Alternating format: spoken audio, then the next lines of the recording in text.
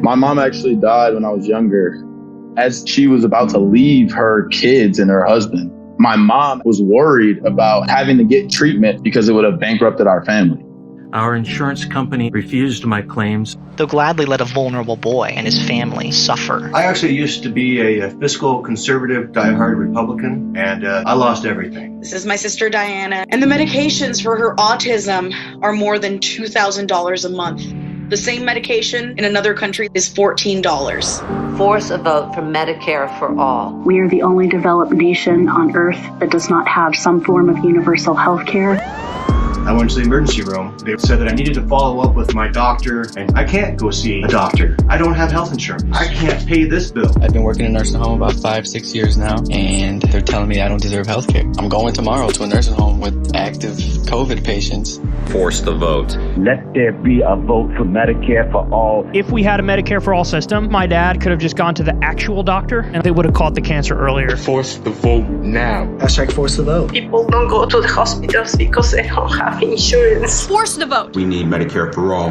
By the time I had some idea of what to do to treat my illness, I could no longer afford to treat my illness. Force the vote now. I am one of the many millions of Americans who have lost their health care. If you actually care about defending the human rights of Americans, force the vote. I got stabbed in the chest, and their answer for me getting attacked was to charge me $270,000. Force the vote. I had a bone disease, and my doctor goes, "You're not making bone properly." And I was like, "Well, should I take a Viagra?" He's like, "No, it's not." One day I stepped off a step the wrong way, and my spine collapsed. The insurance company wouldn't pay. Force the vote.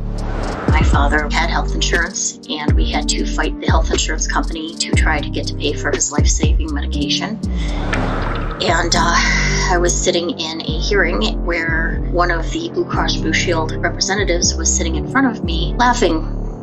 And I leaned forward and reminded him that the dying man that you're laughing about is my father. That's not right. Force the vote. Force it. Both Republicans and Democrats support Medicare for all. Force the vote. Vast majority of our fellow citizens support it. We expect our politicians to force the vote. And if the politicians aren't willing to demand it, then they should get out of the way. Force a vote. I've had enough. Force the vote. If not now, when? Force the vote. They ran on Medicare for all. The squad needs to do their job. Screw all these partisan politics. It's time to start fighting for the people. Please force the vote. Not tomorrow, now. I don't want to see any more theater or Instagram posts about how much you're doing for us if you're not using your power in a real way. Get things done. Medicare for all would change my life. Force the vote! Power doesn't concede anything to polite requests. The people have spoken. If they don't give us what we're demanding, we need to vote them all out. I am amongst an entire family of Republicans, and even they support Medicare for all. I was diagnosed with multiple sclerosis. I have medical coverage, but hey, at any time, just like that, it can go away. My mom actually died when I was younger. As she was about to leave her kids and her husband, my mom was worried about having to get treatment because it would have bankrupted our family. Our insurance company refused my claims. They'll gladly let a vulnerable boy and his family suffer. I actually used to be a fiscal conservative, diehard Republican, and I lost everything. This is my sister Diana, and the medications for her autism are more than $2,000 a month. The same medication in another country is $14. Force a vote for Medicare for all. We are the only developed nation on Earth that does not have some form of universal health care.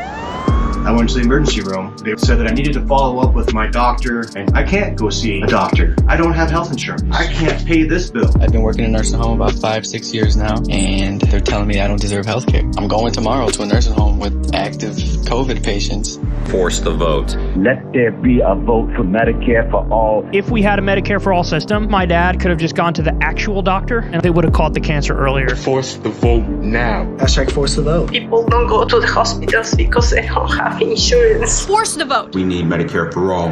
By the time I had some idea of what to do to treat my illness, I could no longer afford to treat my illness. Force the vote now. I am one of the many millions of Americans who have lost their health care. If you actually care about defending the human rights of Americans, force the vote. I got stabbed in the chest, and their answer for me getting attacked was to charge me $270,000. Force the vote. I had a bone disease, and my doctor goes, "You're not making bone properly." And I was like, "Well, should I take a Viagra?" He's like, "No, it's not." One day I stepped off a step the wrong way, and my spine collapsed. The insurance company wouldn't pay. Force the vote.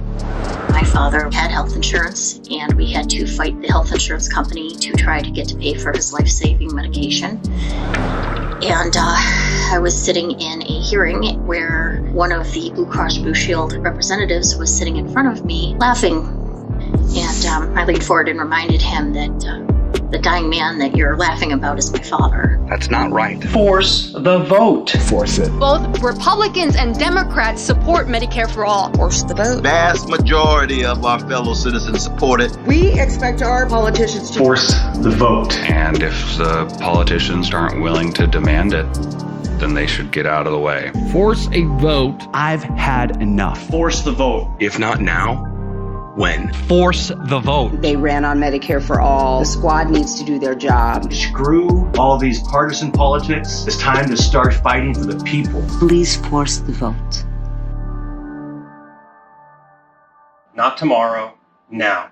I don't want to see any more theater or Instagram posts about how much you're doing for us if you're not using your power in a real way. Get things done. Medicare for all would change my life. Force the vote. Power doesn't concede anything to polite requests.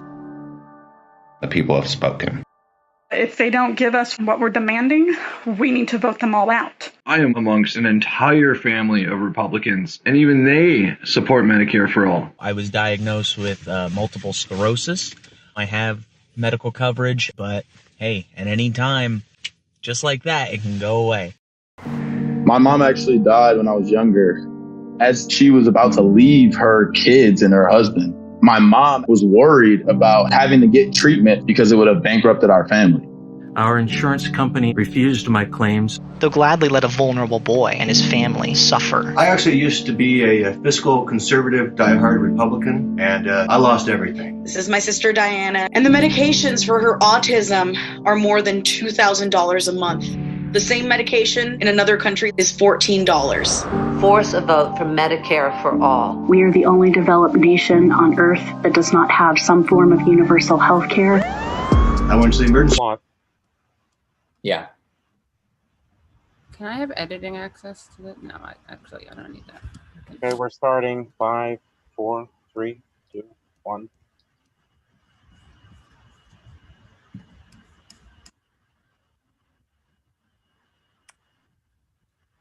I believe we might be live.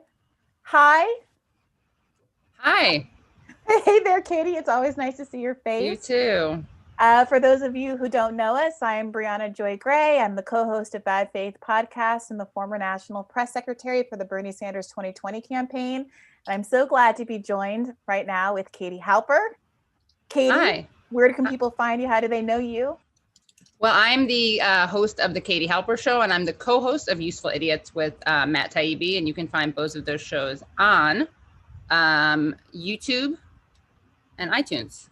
And so, Katie, we're here tonight co-hosting the Force the Vote Town Hall, I think in part because for different reasons, we've kind of been visible figures in this debate, which has really risen to prominence among the left, especially online over the past few weeks. You have hosted a number of, I think, the most crucial debates with people from both sides of this issue on your show. And I wrote, I think, one of the first pieces that was that made a defense of this argument for why we should force the vote. And I'm really happy that we started tonight, first and foremost, with a video showing some of the stories which motivate this fight. Regardless of what our motives are, I think all of us on the broad left are really committed to this fight for single-payer healthcare, universal healthcare, Medicare for all in particular. And I know that everybody who's watching and participating tonight is really interested in figuring out the best way, the fastest way to get there, especially given the exigency of this health crisis that we're in right now as a nation. So thank you to everyone who shared your stories for that introductory clip.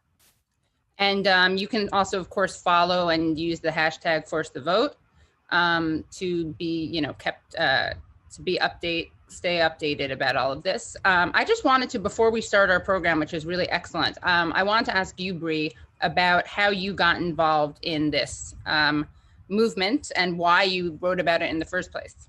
Yeah, it's funny. Well, first and foremost, I'm obviously committed to the principle of healthcare as a human right. It's why I decided to, leave my job as a journalist and join the Bernie Sanders campaign. It's why I got into politics and started writing in the first place. But more specifically, I heard this idea first on the Sam Cedar show. I heard him crediting the idea, and I thought it was an interesting concept. And it was interesting to me that people kind of who are ideologically diverse all seem to be agreeing about it in the early days.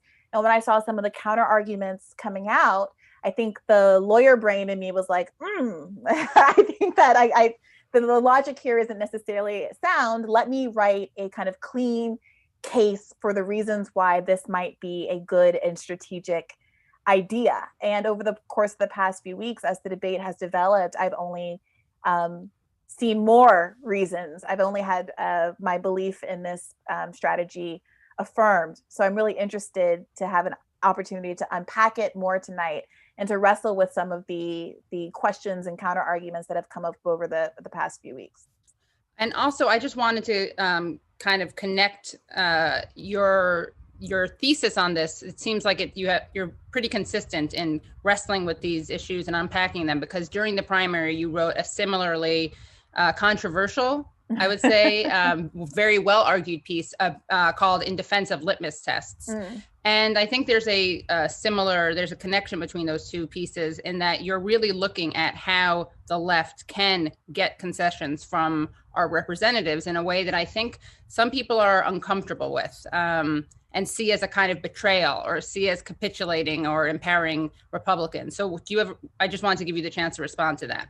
Yeah, what's really interesting about this is that as Bernie ran both in 2016 and 2020, there were a lot of people who were more ideologically toward the center who saw the way that he challenged the Democratic Party establishment as counterproductive, who saw us all kind of broadly as being on the same team, and any challenge to Democratic Party authority as somehow almost traitorous, right? And somehow in service of a more conservative agenda, which of course is antithetical to the whole left project.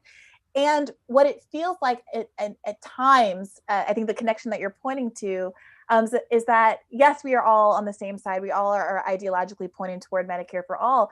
But there are moments where doing so is going to require us to push people who are figures that are typically very aligned with us on the left, right? People who we consider to be democratic socialists, people who might even be, Bernie Sanders. And I think that we should, my own personal view is that we should be able to do that without being characterized as somehow against those people or attacking those people or personalizing it in ways that I don't think are constructive, because I think all of us on the broad left should be familiar with what it feels like to be told you are somehow being counterproductive by simply pushing politicians to do what they are elected to do, which is represent the interests of their constituents and advance our collective issues, our collective interests rather, especially in a crisis like the one we're in right now. And just last thing is, I want to know if you had a personal connection to this issue. It's hard to be alive in America without feeling the constraints of operating in a system where your ability to get healthcare, to see a doctor if you're sick, is completely tied to your employment status, right? So like a lot of people, they would like to have more job mobility. They would like to not necessarily be doing the kinds of work that they are doing. They would like to start a business. They would like to perhaps pursue a creative enterprise. And while I haven't personally experienced the kinds of stories that we heard in the intro, and in which we're going to talk about with some of our guests a little bit later, I definitely felt that a lot of my desire to leave kind of corporate America to do work that I think is much more productive and valuable, frankly, to society, was impeded by the fact that I didn't feel like the comfort to leave my job and to freelance, because it means that you have to provide your own healthcare. And I'm in that position now, obviously paying as an independent professional podcaster for my own healthcare. And it's what I can afford is incomplete. And so I would like a world where we had more kind of freedoms to pursue the kind of professional lives we want. But first and foremost, I want a world where people aren't paying enormous sums out of pocket, just in many cases to stay alive. And I think that's what we're all united to talk about here today. And really last thing is, can you just summarize in a sentence what Force the Vote is for you and the thesis of your piece? And also, I should have done this, but the thesis of In Defense of Litmus Tests. And both of these pieces, by the way, were published in Current Affairs. So shout out to Current Affairs. Yeah, so the idea is that if you are willing to support a politician under any circumstances, what you're going to get are some circumstances that aren't necessarily so appealing to you. And so Force the Vote, the case for Force the Vote is that a small number of representatives, because of the narrow margins in the House right now, because they're very, we still have a Democratic majority in the House, but it's a very small majority, that a very small number of progressives, if they chose to do so, could withhold their vote for Nancy Pelosi as Speaker of the House in exchange for a number of concessions. And the concession that's really being foregrounded in this conversation today is that she should bring a floor vote on Medicare for all, something that she has never has been refusing to do. And that in the context of this floor vote, we could demand at least a day or even more of hearings in which we could ask our representatives directly, vet them on this issue of whether or not they support Medicare for all, and spark a national conversation about the crisis of our employer-based system at a moment where over 15 million Americans have been kicked off of their employer-based plans. There have been occasionally hearings like this in the past. There was one in 2019. And in 2019, if you go back and look at the footage, as I've done recently, politician after politician gets by without ever having to answer questions about the enormous sums that they take from the healthcare industry. And additionally, a lot of them fall back on the rationale that people like their health insurance and they want to be able to keep that. That's an argument that has gone completely out of the window in the context of COVID-19. And I think that it's difficult to imagine a better circumstance in which to press this issue of why Medicare for all is so important and really hold politicians accountable in a way that is very difficult to do absent a media apparatus that is willing to hold them accountable and ask them pointed questions about why they don't support a policy that is supported by 88% of Democrats. And without any further ado, I think we should bring in our first speakers. And of course we have a great lineup. I'm very excited about it. I know Bree's very excited about it. And we're going to bring in two speakers who really have personal experience with this issue, for whom this is a very personal issue. And that is Joy Marie Mann, who is the host of Unruly Hour with Savage Joy, and Scott Denoyer, who is a father, who is an organizer and has a very sad and inspiring story to tell. So welcome, Scott and Joy. Thank you so much. Thank you for joining us. Just wanted to give each of you the opportunity to share why this is an important issue for you. Maybe we could start with you, Joy, and then with you, Scott. So I am so nervous. I actually wrote down what I'm going to say because I apologize, but I'm usually much more organic. Katie, you've been on my show, but I'm nervous. So I'm just going to read it. Oh, don't apologize.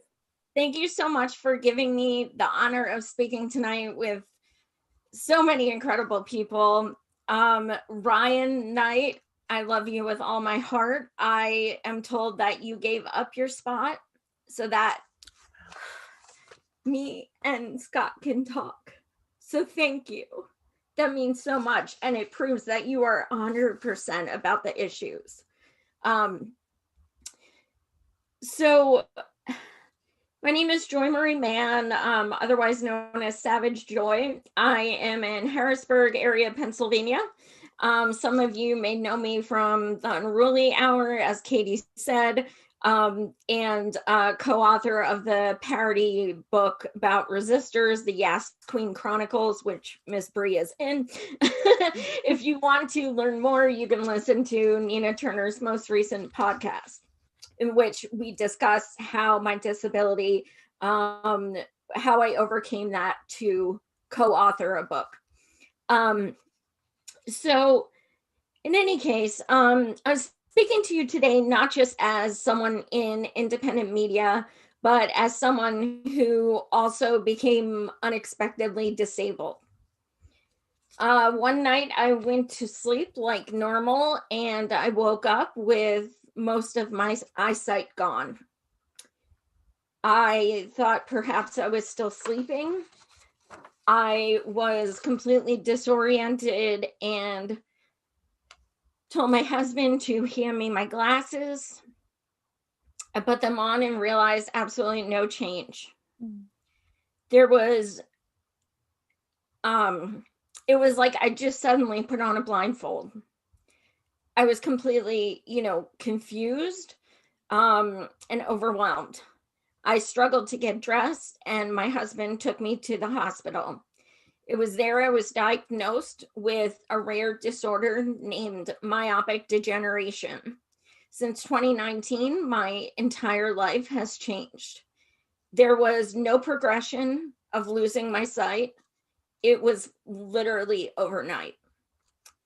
To say it's been traumatic is an understatement of epic proportions. I lost my job, which was unfortunately legal because I was a contractor.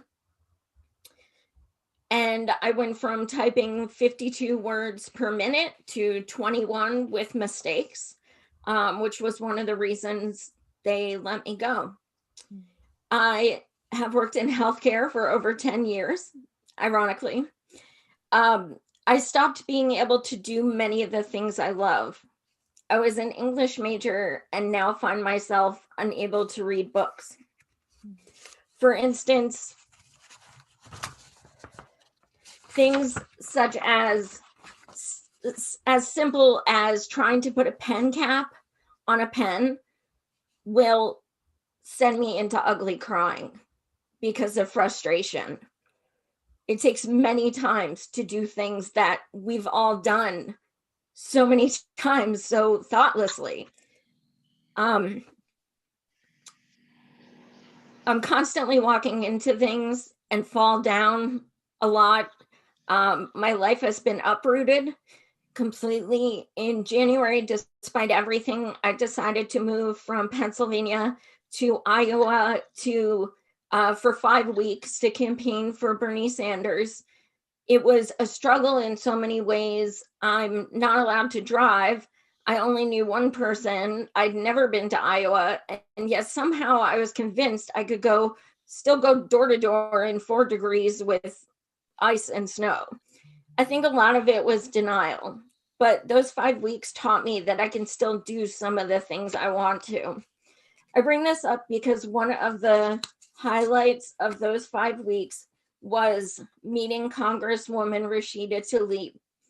I tried to tell her how much her fight for Medicare for All meant to me, but my words couldn't escape as I cried. Rashida grabbed my hands and she cried with me. I told her I was terrified of what I was going through and how much more my sight was worsening. She embraced me and we held hands for minutes. It meant so much to have some hope restored by someone I respect so much. So I guess my question to Rashida is, are you the same person who cried with me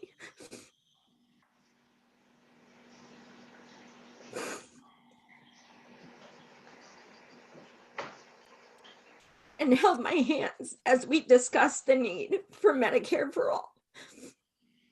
Since Iowa, I've had eye injections which cost over $12,000 each. I get them each every 30 days. And I've had 2 eye surgeries, which even with insurance leaves me thousands in medical debt. Not to mention a $5,000 deductible, which starts again in a day. In addition to myopic degeneration, I have a detached retina, which had surgery for, and it didn't take, so I had to have it again. And cataracts. Ideal eyesight is 20/20. Mine is 20/24 or 20/2400.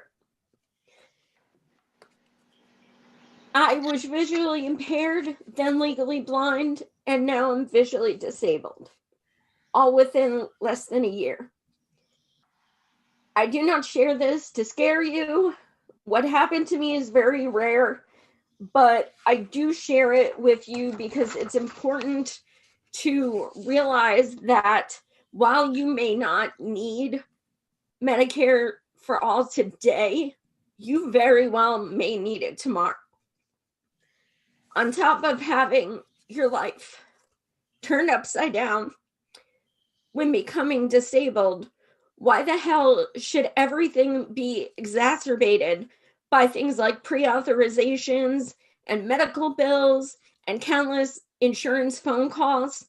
Something I've never personally shared publicly is the despair and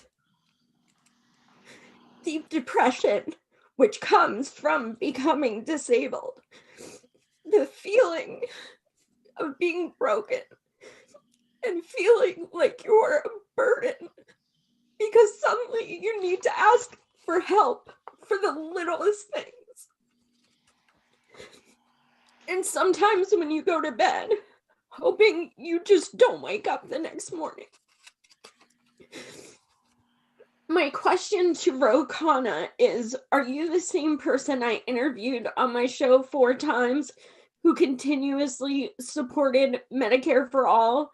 Are you the same Ro who shared my post about my medical needs and my medical bills and said it's unacceptable?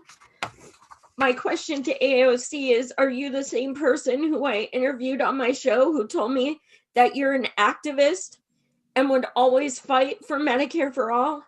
We may not be your constituents, but make no mistake, we got you elected. You campaigned as an activist. You showed pictures of shoes with holes in them, saying how much you campaigned. You said you were of the people. Where are those activists now?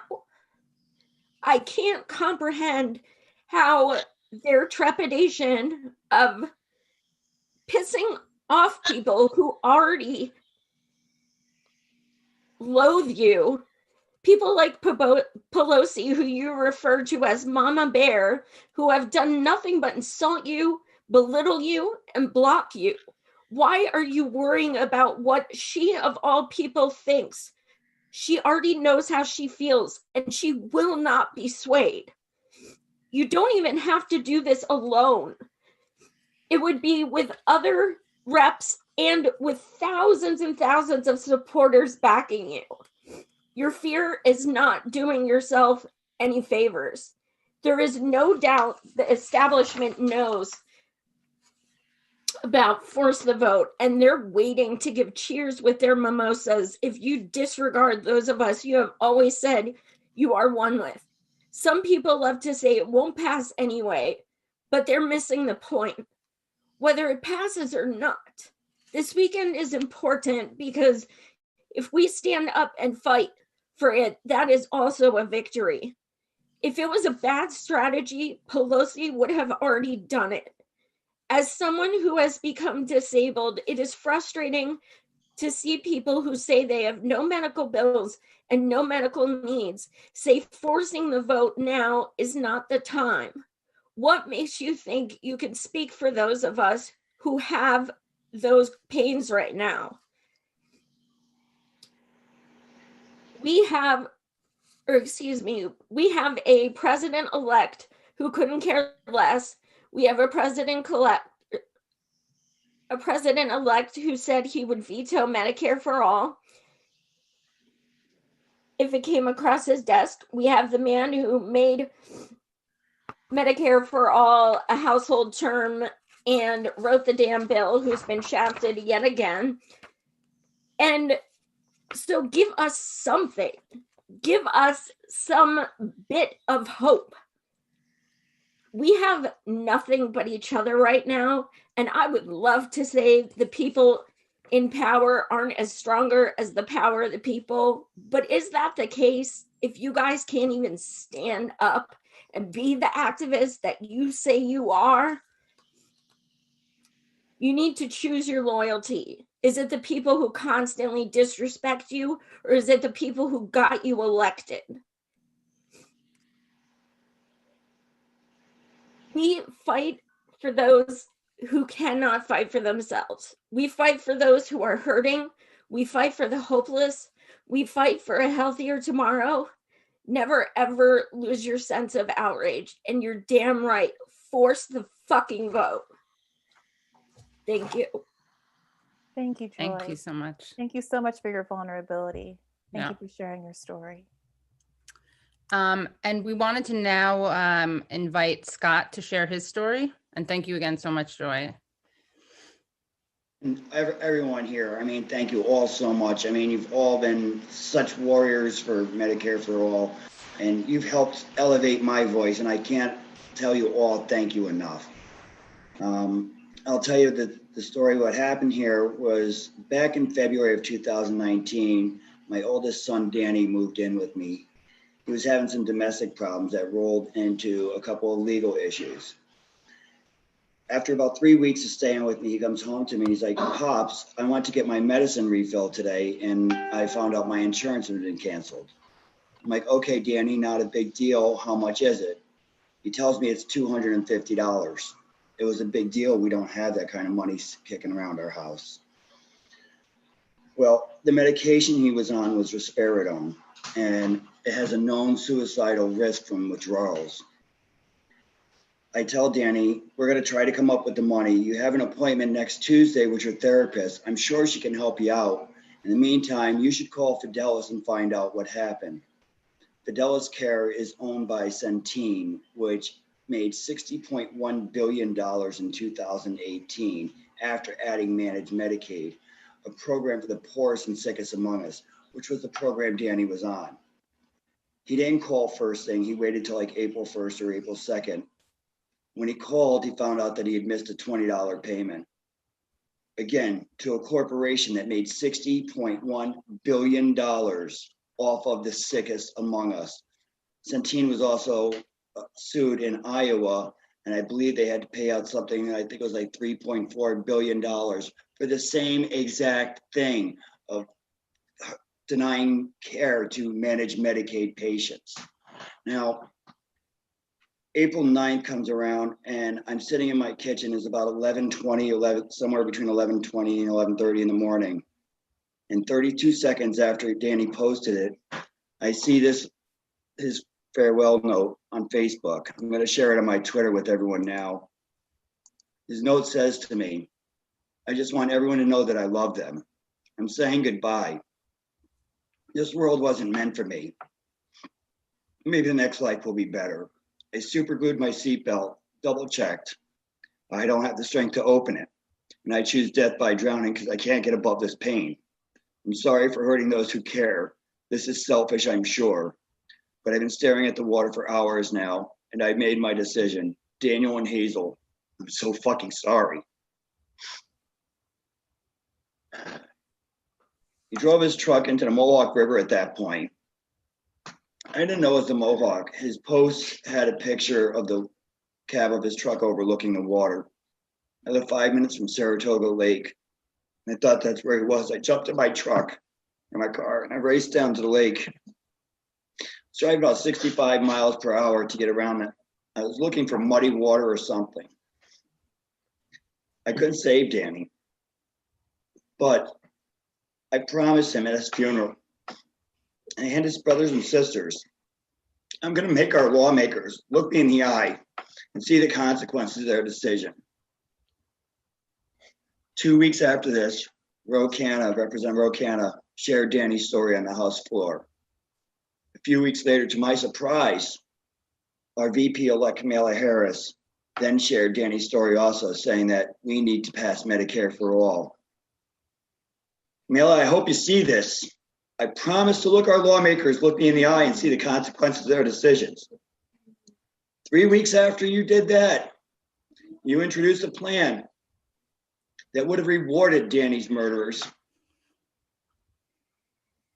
You introduced a plan for insurance companies such as Centene to sell Medicare to all with a 10-year fade out of private insurance companies.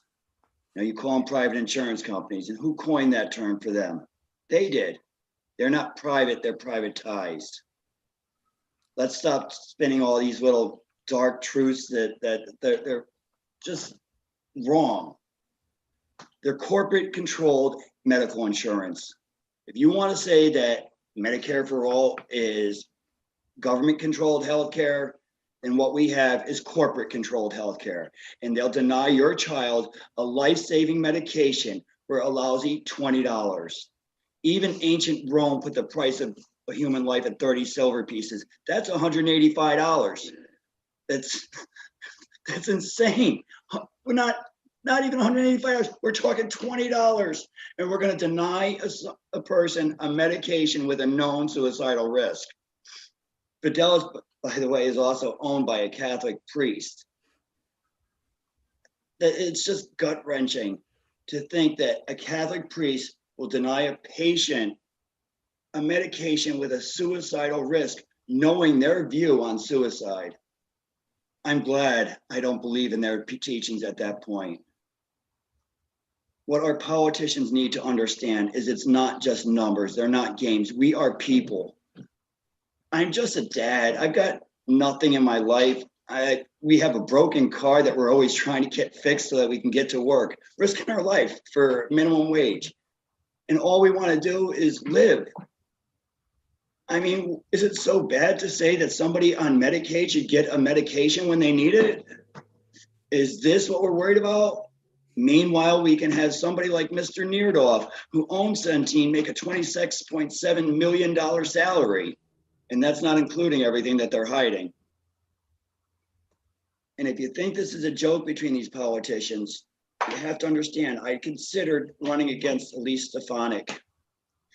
Her Democratic primary that I would have been going against was Tedra Cobb. Tedra Cobb and I had discussed Danny's story a couple of weeks after we lost him. She cried on the phone with me for 2 hours. At her campaign release, I wanted to discuss with her Medicare for all, and I was there. She asked me for a hug in front of the cameras. And then instead of supporting Medicare for all, she turned her back to me and she asked the crowd, all wearing Tedra stickers, who here likes their private insurance? No. How many people do you think in that crowd of 50 people had Fidelis Care being the biggest provider in New York for managed Medicaid? She asked those people who liked my son's murderers with her back turned towards me. Much like Kamala Harris shared Danny's story as a commercial for his murderers. We're not just numbers. These aren't just stories. We're real people. And it doesn't end. I could tell you, we've all heard, many of us here have heard about Shalyn, Amy Villela's daughter. You know, it was a couple of $1,000s worth of tests. I could tell you about Alan, who died over a couple of $250 worth of prescription for his insulin. And we all, you know, there's many, many stories for that one. Joshua and David, I've heard so many myself. We're all dying for just pennies on the dollar of what these people are making off of our lives. We accept that this is okay. When our VP hears Danny's story and then 3 weeks later goes onto the debate stage and says, no, I still feel there's room for private health insurance, when she knows private health insurance killed my son over $20. How is this rational? Every other country provides health care for their citizens, and our vice president-elect says this is acceptable to kill our citizens over $20. If you're not serious about Medicare for all, then you need to admit it. You need to say, no, I find this acceptable. It is okay to sell your children's life for $20, and that's my position. If you're going to be a politician, stop lying to us. We need to force this vote. We need to see who's real and who's just using it for votes. Because it's disgusting that as an activist, I reached the vice president now of the United States, and she finds my son's story acceptable and use it to undermine Medicare for all. I'm pissed. I'm very pissed. As just a nobody in the middle of Hicksville, New York, I've reached the vice president of the United States, and she says this is okay. Well, Scott, you're not a nobody. That's the thing. And I want to thank both you and Joy for your stories, because we talk sometimes in these abstractions, and we talk about Medicare for all as though it's like some pure policy debate. And we talk about how now is not the time. And people are giving these really vague timelines for, well, you know, Joe Biden's president, so I guess it's dead on arrival. And maybe in 10 years or 20 years, or maybe we can get, you know, help Medicare for all in California and go a state by state approach. And it's not that other strategies might not, you know, have value and merit, but I don't think we should ever lose sight of the human beings that are basically being offered up for the sacrifice with every delay, with every failure to give everything that we have in each moment. And I think what's resonating with a lot of people in this moment is that this is a time at which it feels like there's real power among progressives to act and to highlight stories like yours and Joy. And so I just want to thank you once again, before we move on into the strategy part and where we get into the theory of the case here, for putting a human face on this and making it so people can't forget that there's real consequences to delay, and that every one of these lives, every one of these stories deserves the time and attention and care and compassion that you bring to these stories. So thank you both. Well, the reason I say that I'm a nobody, I'm sorry, Joy, is because, I mean, I'm just getting through a huge depression, as I mentioned before the show, over, you know, the realization of the fact that I've reached the vice president and it's fallen on deaf ears, apparently. But I don't give up. I'm still here. I also fight for the New York Health Act, which is a single payer New York City based healthcare system. I think you shared some of it for me. But I'm still fighting. We can't give up. We have to fight, because Danny's worth more than $20. Alan was worth more than $250. Shalyn was worth more than $2,000. And this doesn't end. Every single day, our insurance companies are denying health care, and it's costing us lives, and it's just for profit, and we can't stop fighting. Thank you all. Thank you so much. Thank you both. Thank you. Thank you so much. And thank you to everyone who has reached out to me to tell me your stories. We have the best group of people in our movement, like ever. We really do. The most thoughtful, kind, selfless people. So much love to everyone. Thank you so much. And also, I'm inviting people to, after this, I'll be doing a kind of after chat where we can take questions and talk about these stories more in depth on my live stream. Absolutely. So now we're going to play a couple of videos that were prepared in advance by two figures that you're probably familiar with on the left. Crystal Ball, who is a co-host of Rising on the Hill TV, and Kyle Kalinske, who is the host of Secular Talk, an incredibly popular left YouTube channel. They've each made the strategic case separately for Force the Vote, and we're going to play those videos for you now. Hey guys, Crystal Ball here. Thank you so much, Jimmy, for putting this town hall together, and honestly for forcing this entire conversation, which was not happening at all before you suggested the idea of forcing the vote on Medicare for all. And to me, this is really simple, honestly. It's a question of whether progressives, who now actually surprisingly are in an unusual position of having a little bit of power and a little bit of leverage that they can use, whether or not they're going to use it. And the very first test of that is the vote for Nancy Pelosi as Speaker of the House. She needs their votes. It's actually become, the margin is even tighter than it would have been because you have a couple of Democratic members who are ill. At least one or two have coronavirus, so they won't be able to participate in the vote. So she needs every single vote. Great. So force her to earn that vote. And there's no issue that's more vital or more obvious right now to fixate on than Medicare for all. Obviously, progressives believe, because it's a fact, that healthcare is a human right. This is an area where the progressive view is broadly shared, not only with the Democratic base, but with the public at large. There's never been more of a need, as millions have lost their employer-based health insurance coverage thanks to the pandemic. You have millions more that, because they've had coronavirus, they're going to have massive medical bills. Medical bankruptcies are sure to skyrocket as an aftermath effect of this pandemic. So you have an issue that's extraordinarily popular. You have a population that wants to see people fighting for them. You have a split between the establishment Democrats and the rest of the country. Now is the time to get everyone on record. Now, does that mean that Medicare for all is going to become the law of the land? Of course not. This is a first step in the process. This is a step of forcing accountability. This is a step of getting on the record all the people who claim to be in support of healthcare as a human right, but when it actually comes down to it, really aren't, so that they can be challenged in primaries and political costs can be extracted for that refusal to actually back healthcare as a human right for all.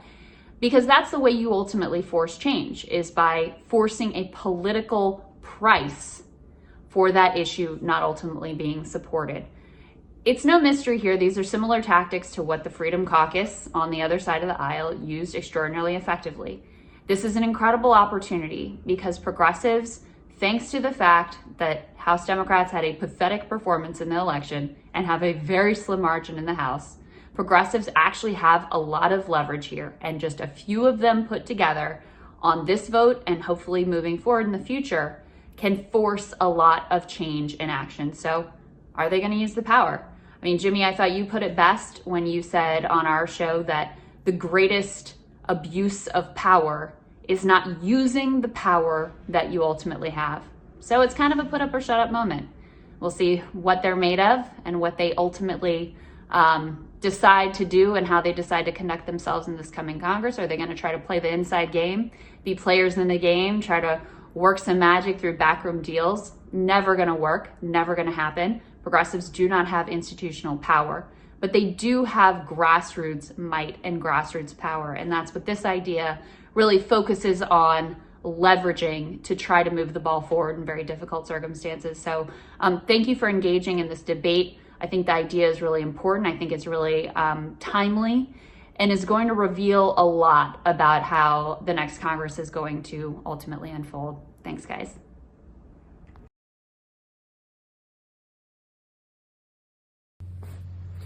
So we've been discussing the hashtag Force the Vote campaign for a while now. It's obviously become a big issue. It blew up online. There's been some infighting happening as a result of it. I've already made the case on the merits many times, so I want to take it a step further here and talk about the strategy we would employ if indeed the Justice Democrats and some members of the Progressive Caucus decided to grow a backbone and actually fight on this.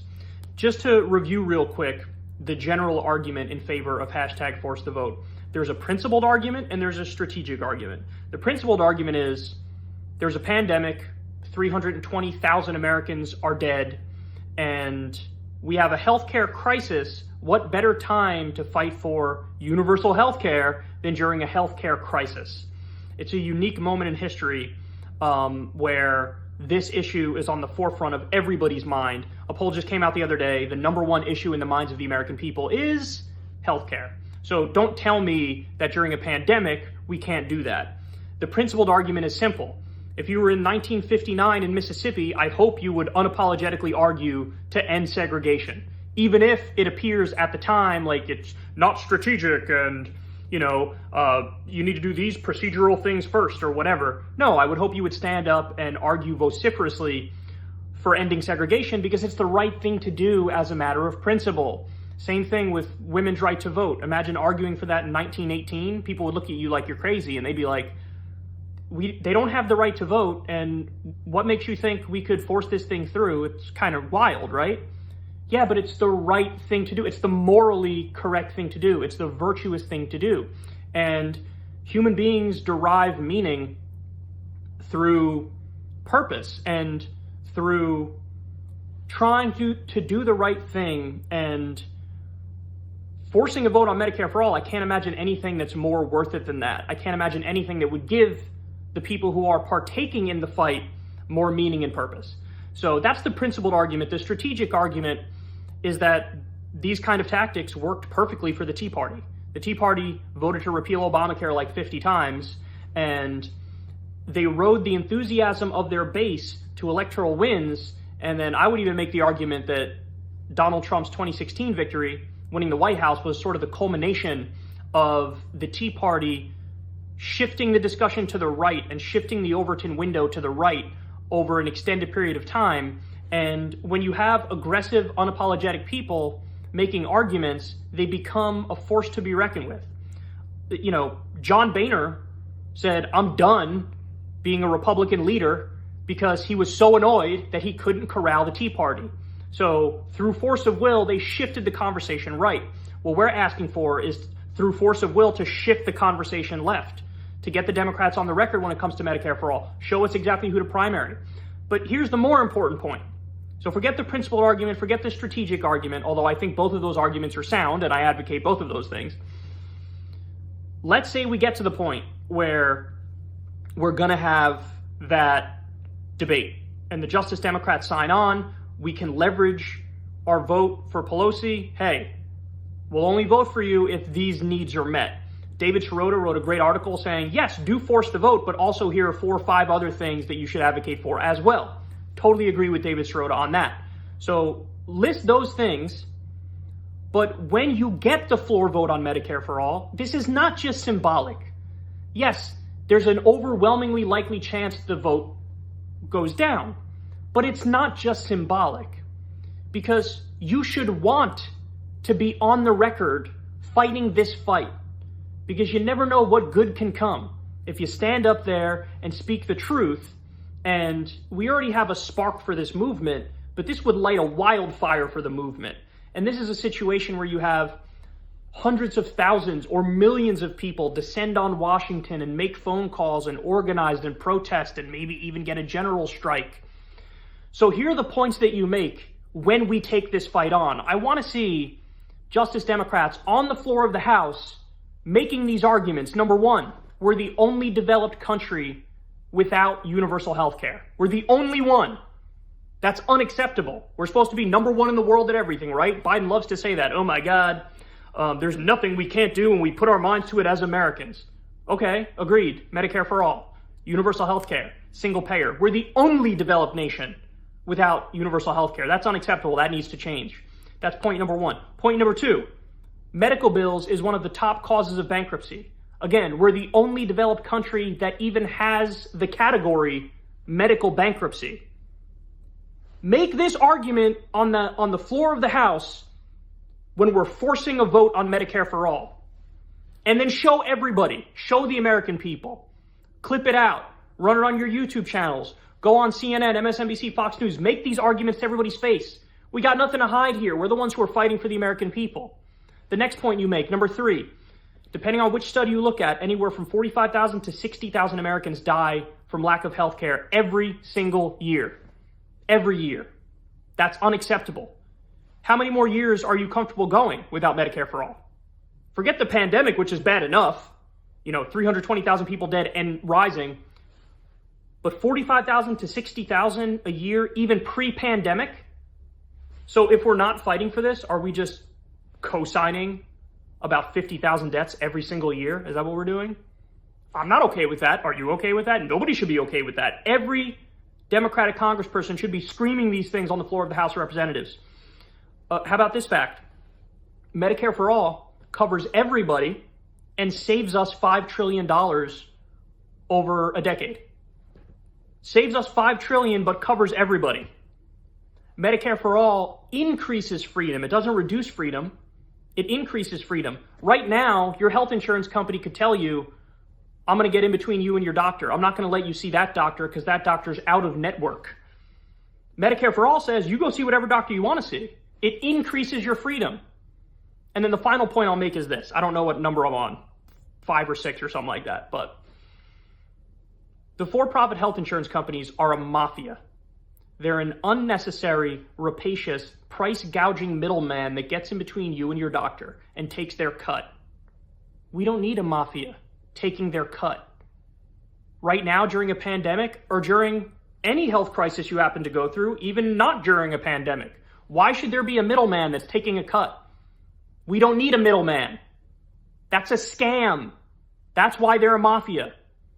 And we need to treat them like they're a mafia. Instead of saying, hey, we can't take on the mafia now because it's a little too hard. We don't have the numbers yet.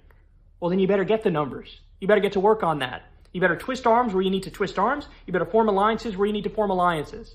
But most importantly, you should be yearning to have this debate on the House floor to say the things I just said to educate the American people. Okay? Hashtag force the vote. Let's have this debate. Let's have this discussion. Let's get these talking points out there. Okay? I want to see it on MSNBC and CNN and Fox News. I want to see Justice Democrats on the floor of the House screaming these things about how it's unacceptable. Because this is one of the biggest fights of our time. Okay? And it's not time to lay down in a chalk outline of ourselves. It's time to get up and fight and scream it from the rooftops and make our voices heard. But we need these talking points to get out there because they're true and they're devastating and people don't know them. Okay? Let's get this fight on and let's win. Let's do a full court press. There's nothing symbolic about this. Even if we don't win in terms of the actual vote, we still win because we win the messaging war. And guess what? If we lose, we take on the fight again. And then if we lose again, we take on the fight again. Because that's what fighters do and that's what leaders do. They don't take no for an answer. They keep going until they succeed. So now's the time. There's no better time than right now. Hashtag force the vote. This has nothing to do with Jimmy Dore. This has nothing to do with the infighting that's currently going on the left. All of that's irrelevant to me. I don't care at all about who hates who and who loves who. I don't care at all about that. All I care about is the idea. Hashtag force the vote. Let's do it now.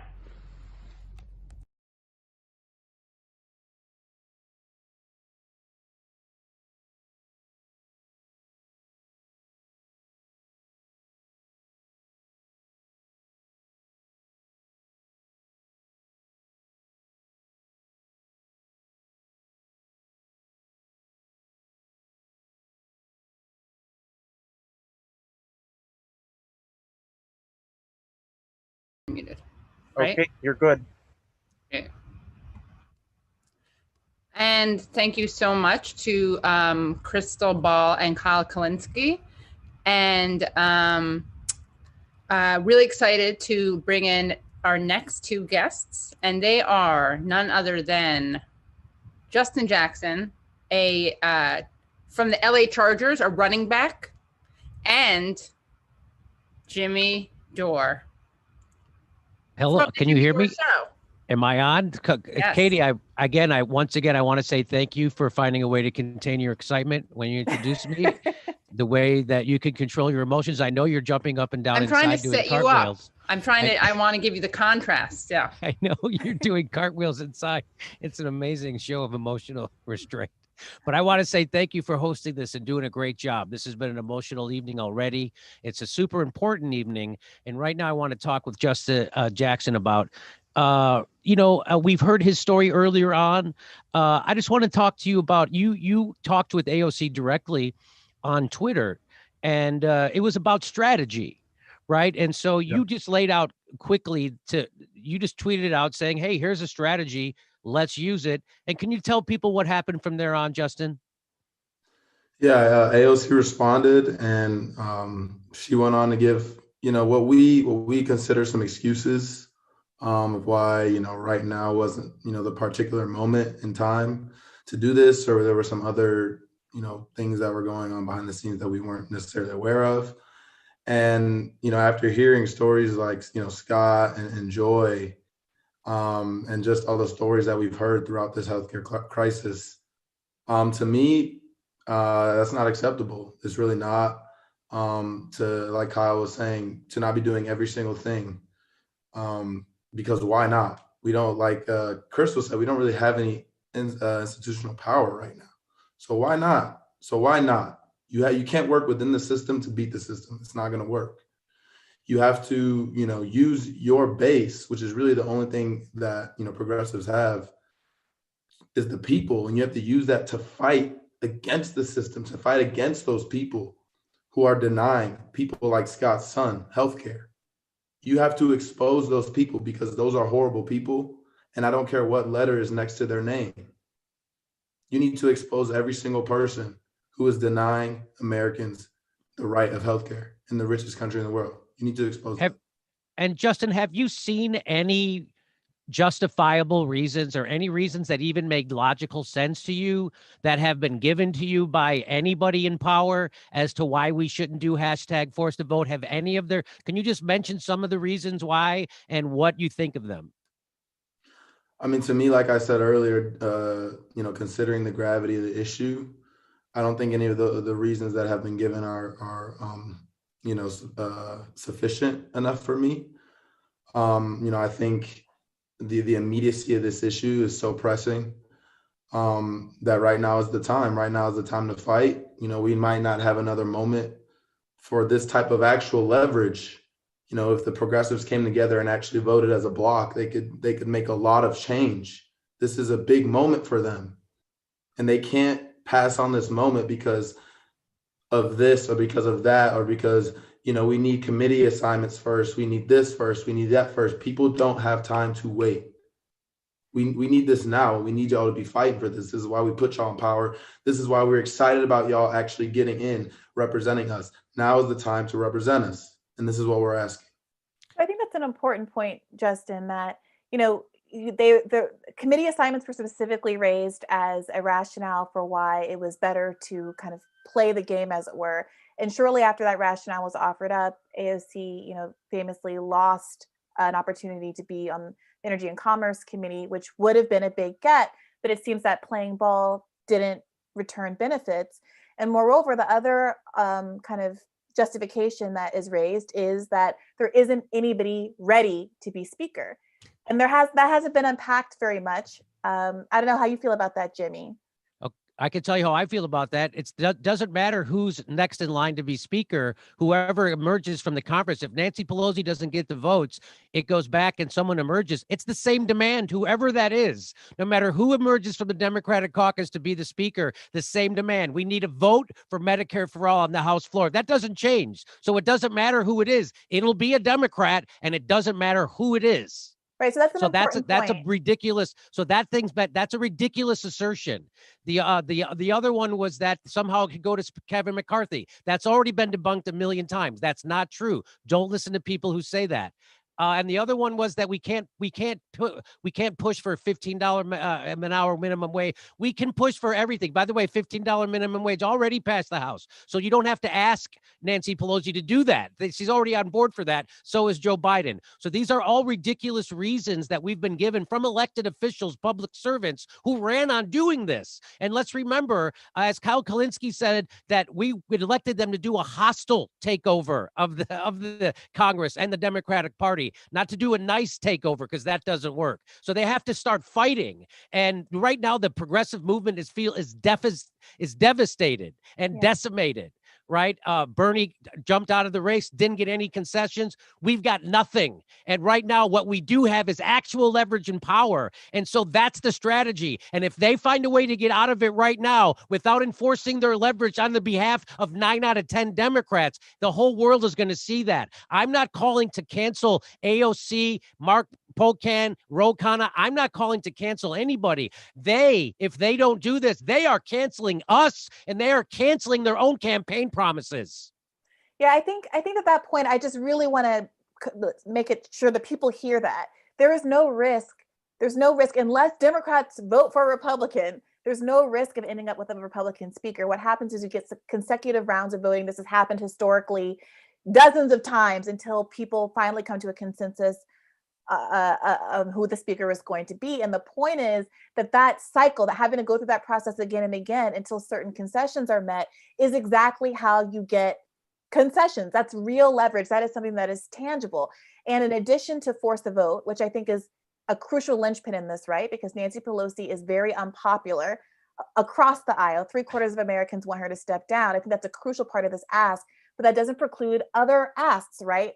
That are more procedural in nature. Getting Kevin McCarthy out of, getting Richie Neal out of ways. Freudian slip about how similar the Dems and Republicans are. Yeah. Right. But getting rid of, obstacles in the Ways and Means Committee and on and on and on. Right. So this is a real tool that I think a lot of people just want to be used. If Nancy Pelosi is the obstacle that she has been presented as for decades, if the left has been saying is this real significant problem, then there shouldn't be much of a question, in my view, as to whether or not we should use the power that we actually have in hand to oust her. And also, what does it say about the Democrats being serious and being a serious party fighting for the rights of Americans when they can't even think of who's going to replace Pelosi? Because guess what? She's not going to be here forever. Like, no disrespect. I mean, she's mortal. So I don't understand, of all the members of Congress, not a single person is ready. Right. And what this actually revealed, and Justin, I think you would agree with this, that they didn't have a strategy. This as hashtag force the vote strategy arose because they were not strategizing at all. They were planning on extracting absolutely nothing for their vote for Nancy Pelosi as speaker.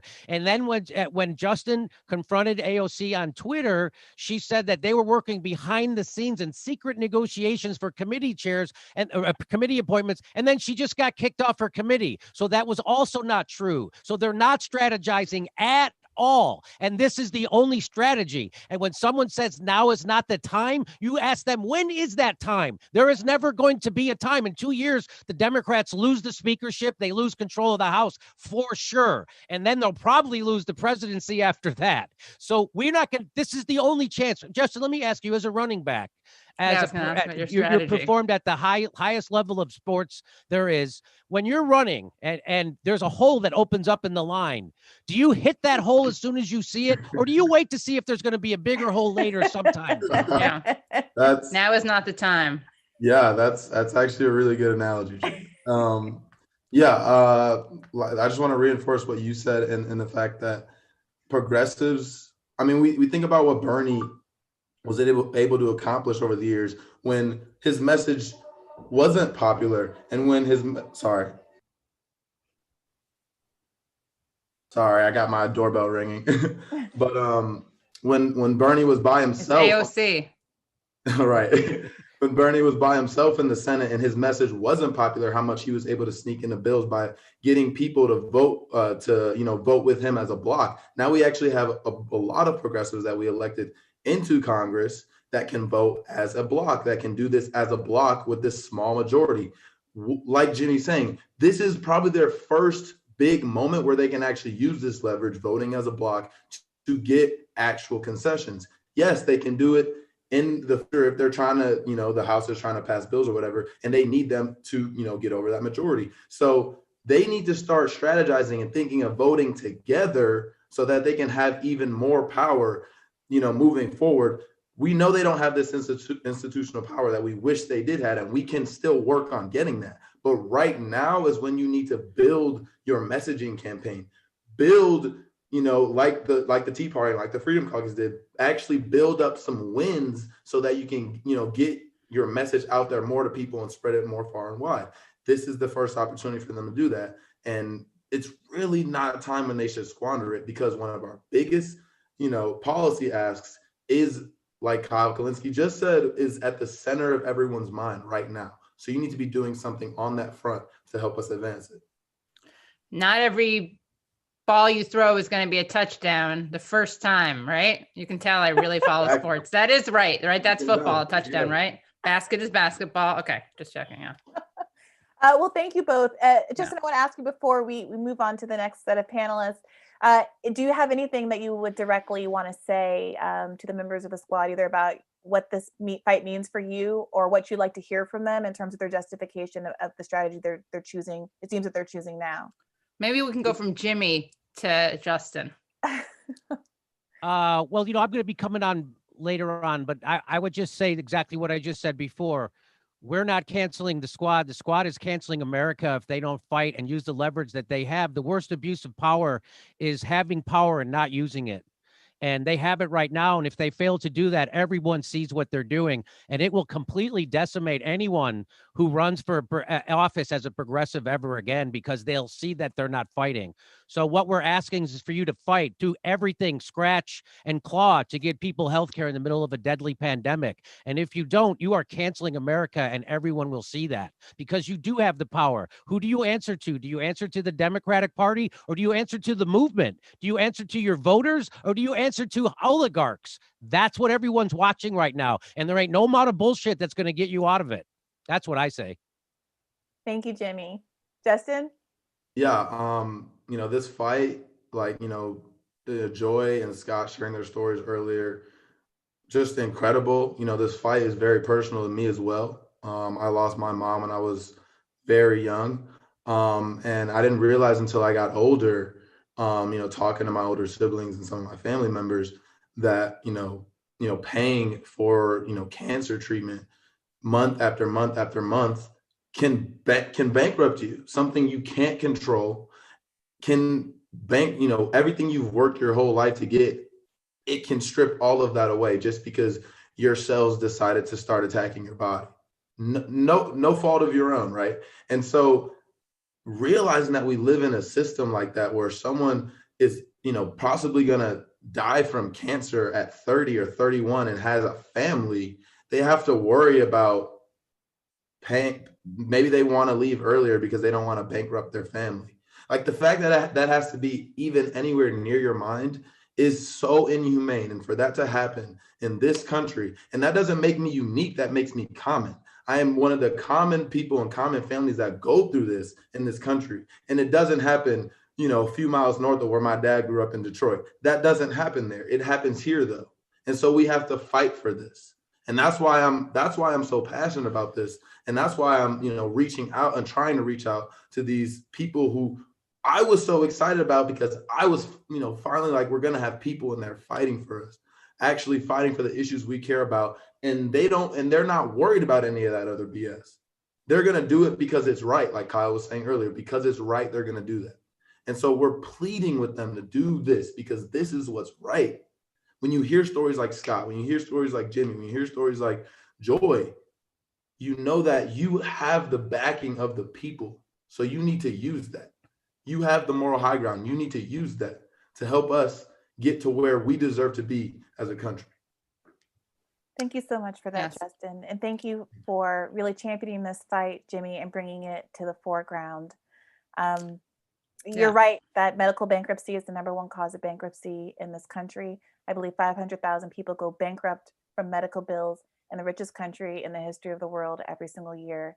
Thank you for having the courage to put a face on that fight and continuing to be on the vanguard of this movement, both of you. And thank you for channeling the spirit of Justin, of Paul Robeson, the great football player, blacklisted football player, and Renaissance man. Yeah, and I just want to say, I have to research that a little bit more. Oh yeah. I just want to say public thank you to Justin for getting behind this. I think it was a big deal when he jumped on board. It brought a lot of eyes to this.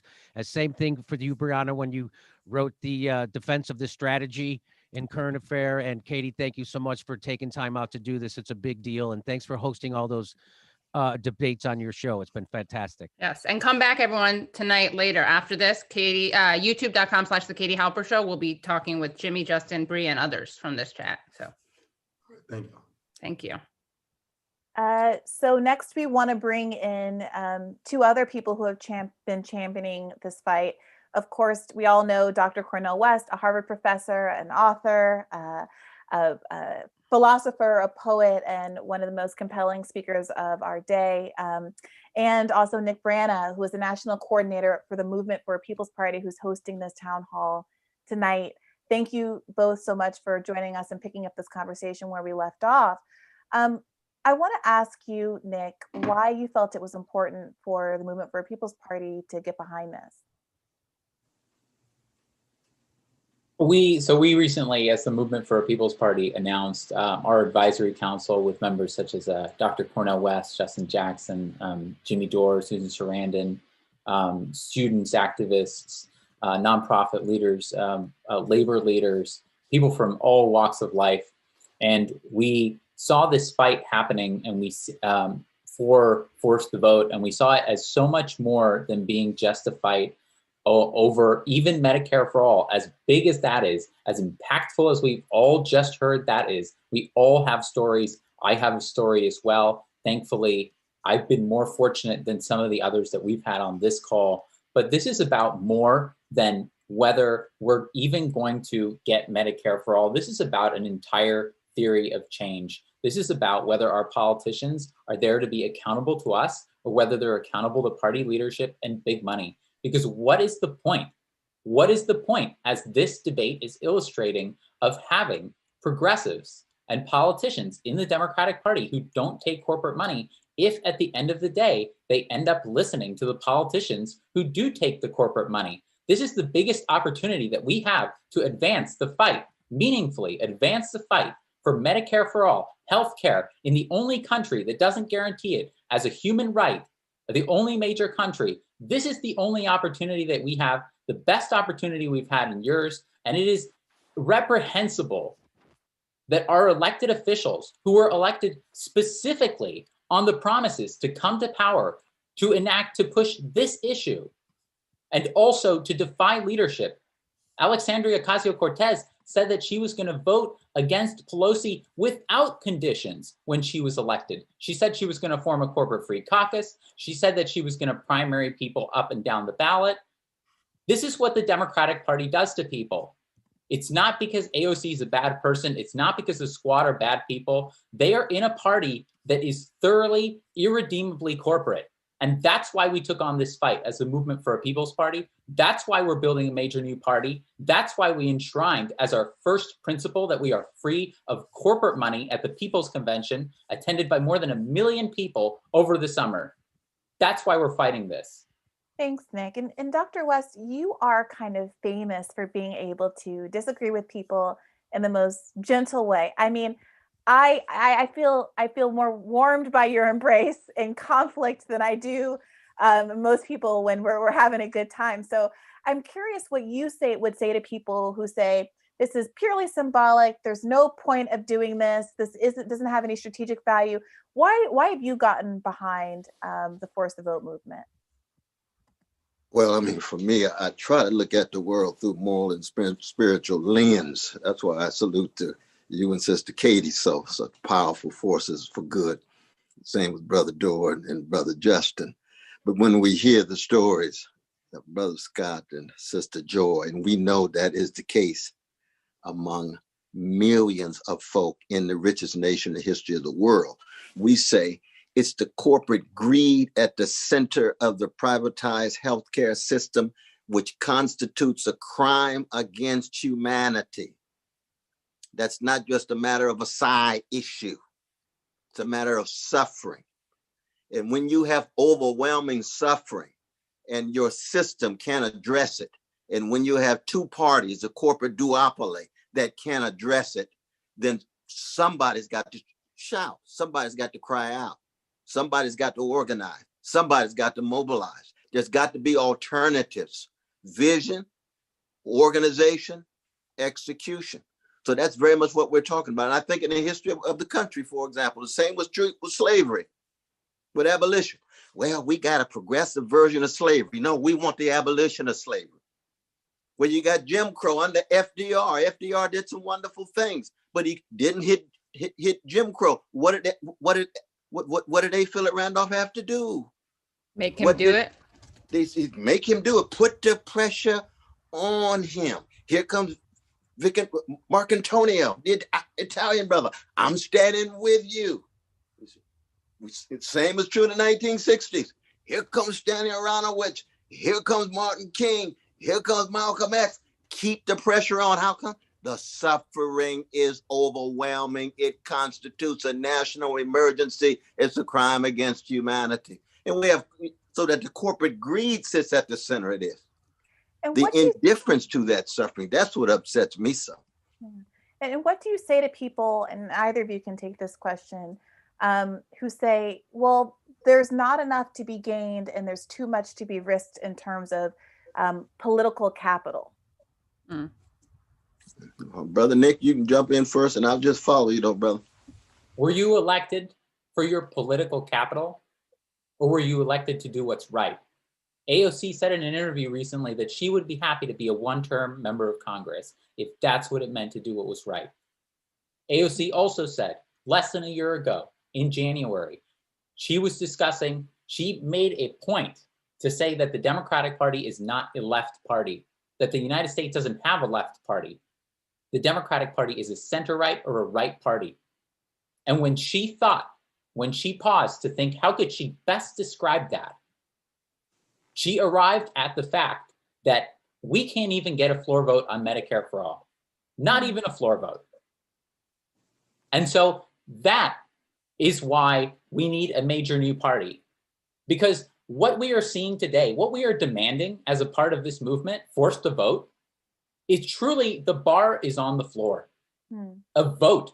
We're not asking for the passage of Medicare for all, and we should be immediately, along with a basic income and so many other things. But this is the bare minimum ask. And forget the corporate politicians. We can hardly even get the progressives to fight for it. These are the institutional pressures in the Democratic Party. And this is why we need a major new party that is free of those pressures. When we as the People's Party send in 2022 members of Congress to the House, there won't be any equivocation. Are you for Medicare for all? You're damn right we are. So what about people though? Because I really do want to give the best faith version of this argument.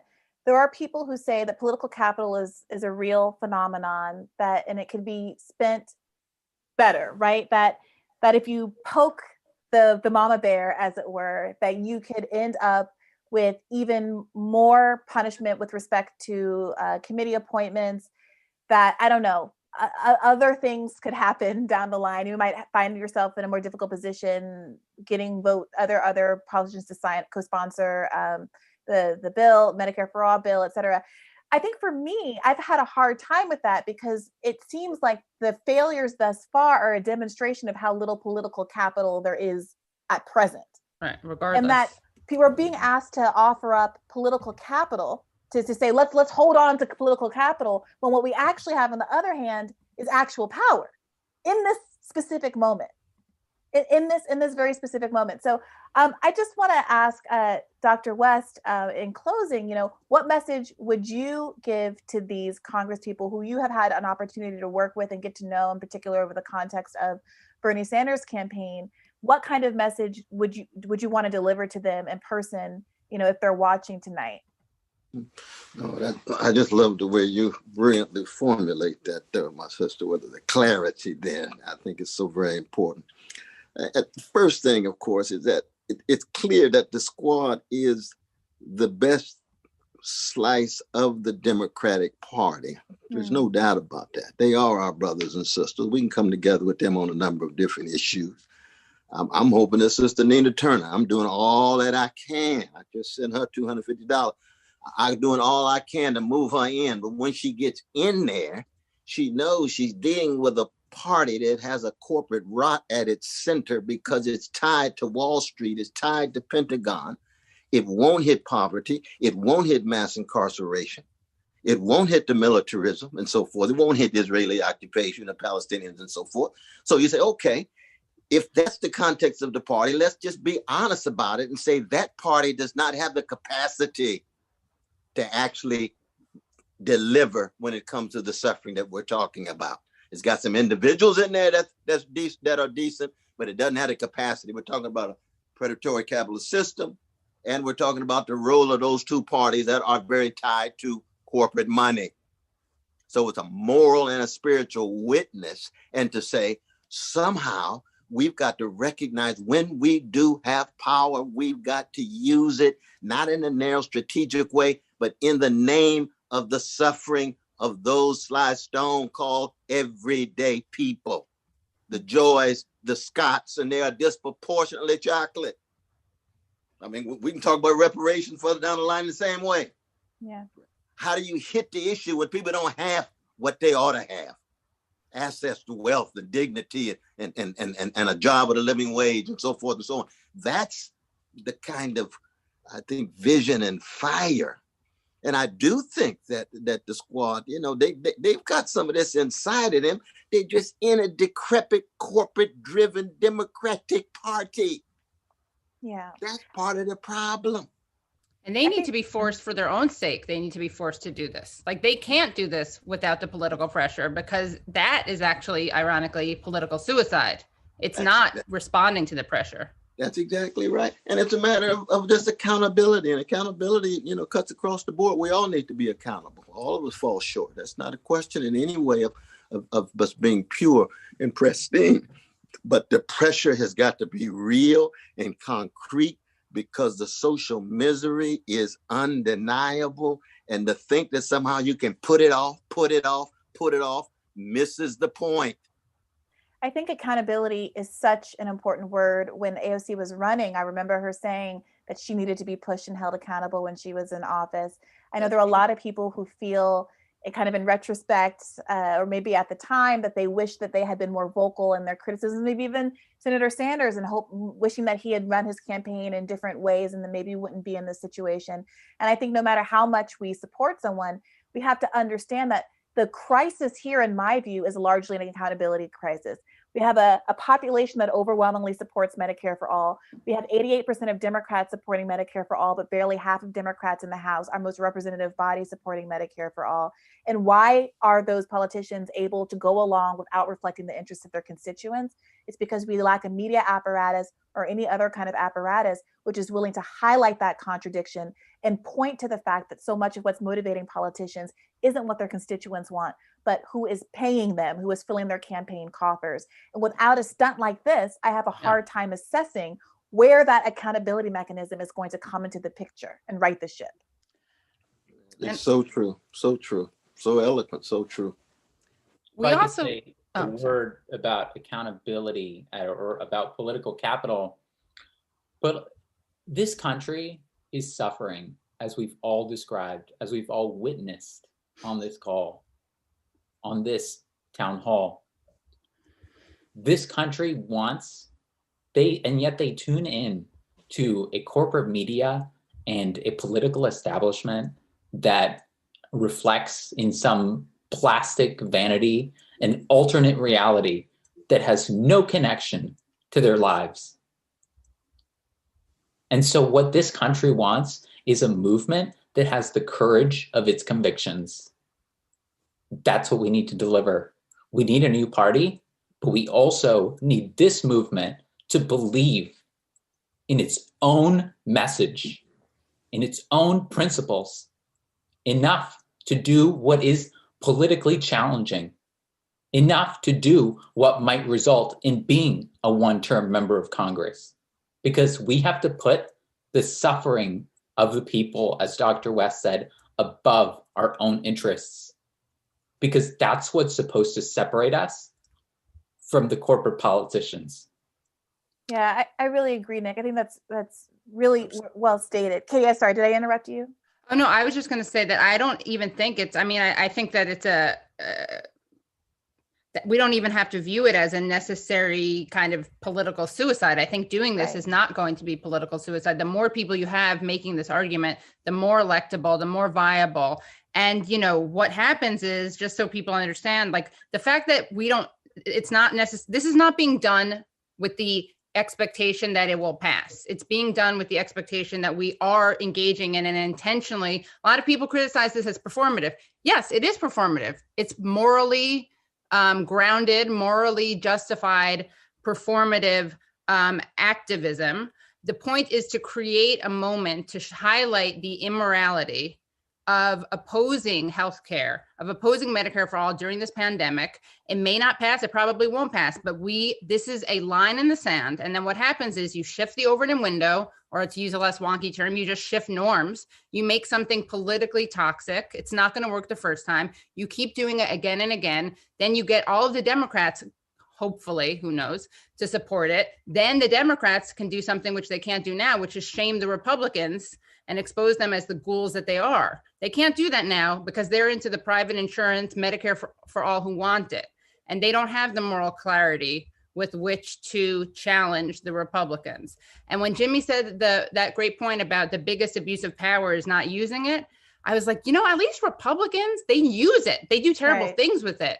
But the Dems could take a page out of that book and actually doing things instead of being afraid of their own shadow. And there's this phrase like, what is it? The Republicans fear their base, the Democrats disdain them. Yeah. Yeah. I mean, look at the leaked tape we just saw with Joe Biden saying that he wasn't going to use executive orders for all of these things that this particular constituency that he was talking to, Black Americans, who ostensibly got him elected, saying to their face that he wasn't going to do what was in his executive authority power to do to meet these core criminal justice concerns that motivated the largest protest in the streets in American history, global protests. So I want to thank both of you. Should we bring in our next two guests concurrently and broaden out this conversation? If you guys need to move off, we can do that as well. But I think this is our last two people coming in. None other than that would be great. Jimmy Dore and Steph, the miserable liberal. Hello. So I guess we're just going to tell our story and why we feel the need to advocate for #ForceTheVote right now at this moment. And I just want to tell my own personal story because there's been a lot made about how people aren't professional or approved grassroots organizers. And so I shouldn't be allowed to do this. And people shouldn't listen to my concern about Medicare for all. And they're asking, what are your credentials for this? Well, I'll tell you real quick what got me on board for Medicare for all was I got sick, and I got sick in not in a normal way. I got sick in a way that was hard to diagnose. So my illness stretched out for over 3 to 4 years. And what happened was I would go to the doctor and they would say, you have this, and then they would prescribe something and I would get sicker. And then 6 months would go by and they would say, oh, you don't have that. You have something else. And then they would give me another treatment and 6 months would go by and I'd get sicker. And this kept going on and going on. And then they said, there's this guy, Dr. Sharp. You should go see him, Dr. Charles Sharp. He's the best guy and he could fix you.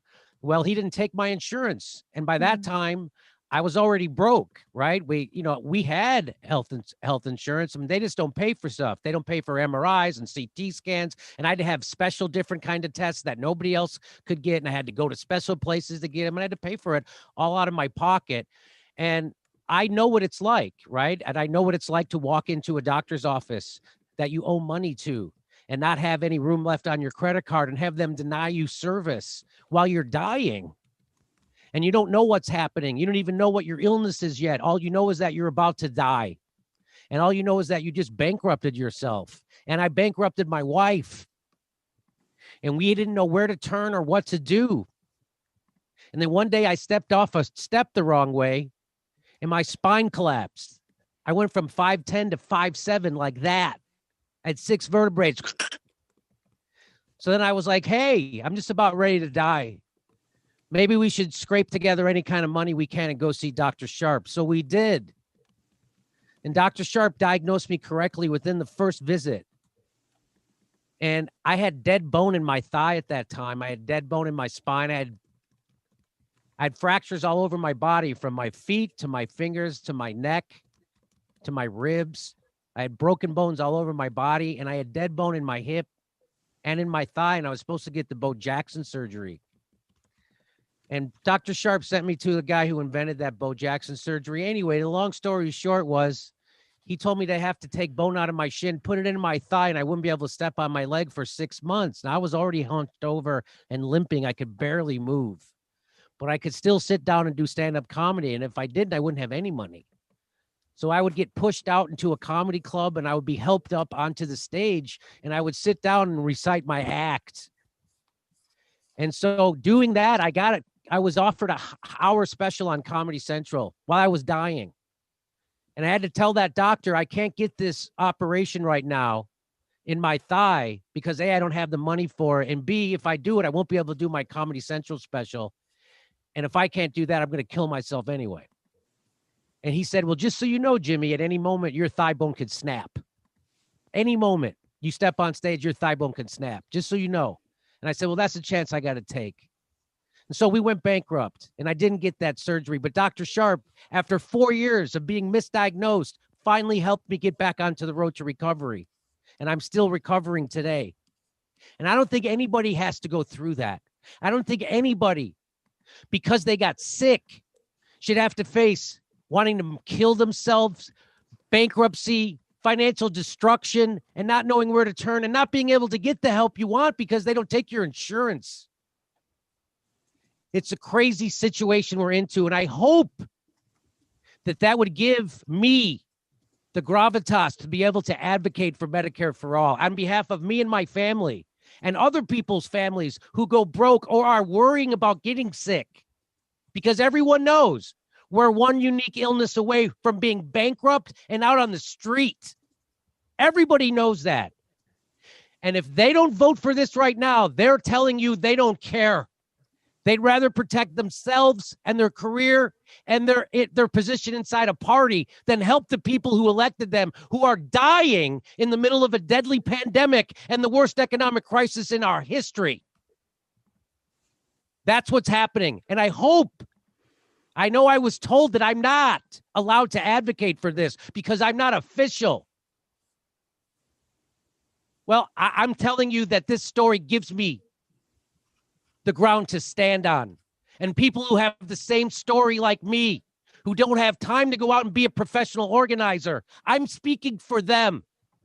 I'm speaking for the people who go bankrupt. I'm speaking for the people who die every year, the 40-some thousand people a year who die because they don't have health care. I'm speaking for them. They don't have time to go out and professionally organize. We're doing it for them. Because I don't think anybody should have to go through what I went through or what my wife went through ever in the richest country in the world. People who have worked all their lives every day shouldn't have to go through that. And when you have the power to do something about it, you should use your power. And if you don't use your power, shame on you. Steph, do you want to say something? Yeah. Well, Jimmy was saying that, the bottom line is, people would ask me during this time period, how are you? And I would say, I'm fine, because how do you turn to somebody and say, my husband's dying? He's suicidal. We've tapped out everything. Like when people say, how are you? They don't really want to know how you're doing, because I think we probably all know we're not doing well right now. Weren't we all $400 away from a disaster? And look what's facing us. And so like now, when people say, I didn't lose everything. I have Jimmy still. And when they say, how are you? I say, I'm lucky. My husband's alive. And I'm angry. And it's time for Force the Vote. And this Medicare for All is about love. It's about loving each other and caring for our neighbors and the most vulnerable among us. Hashtag Force the Vote.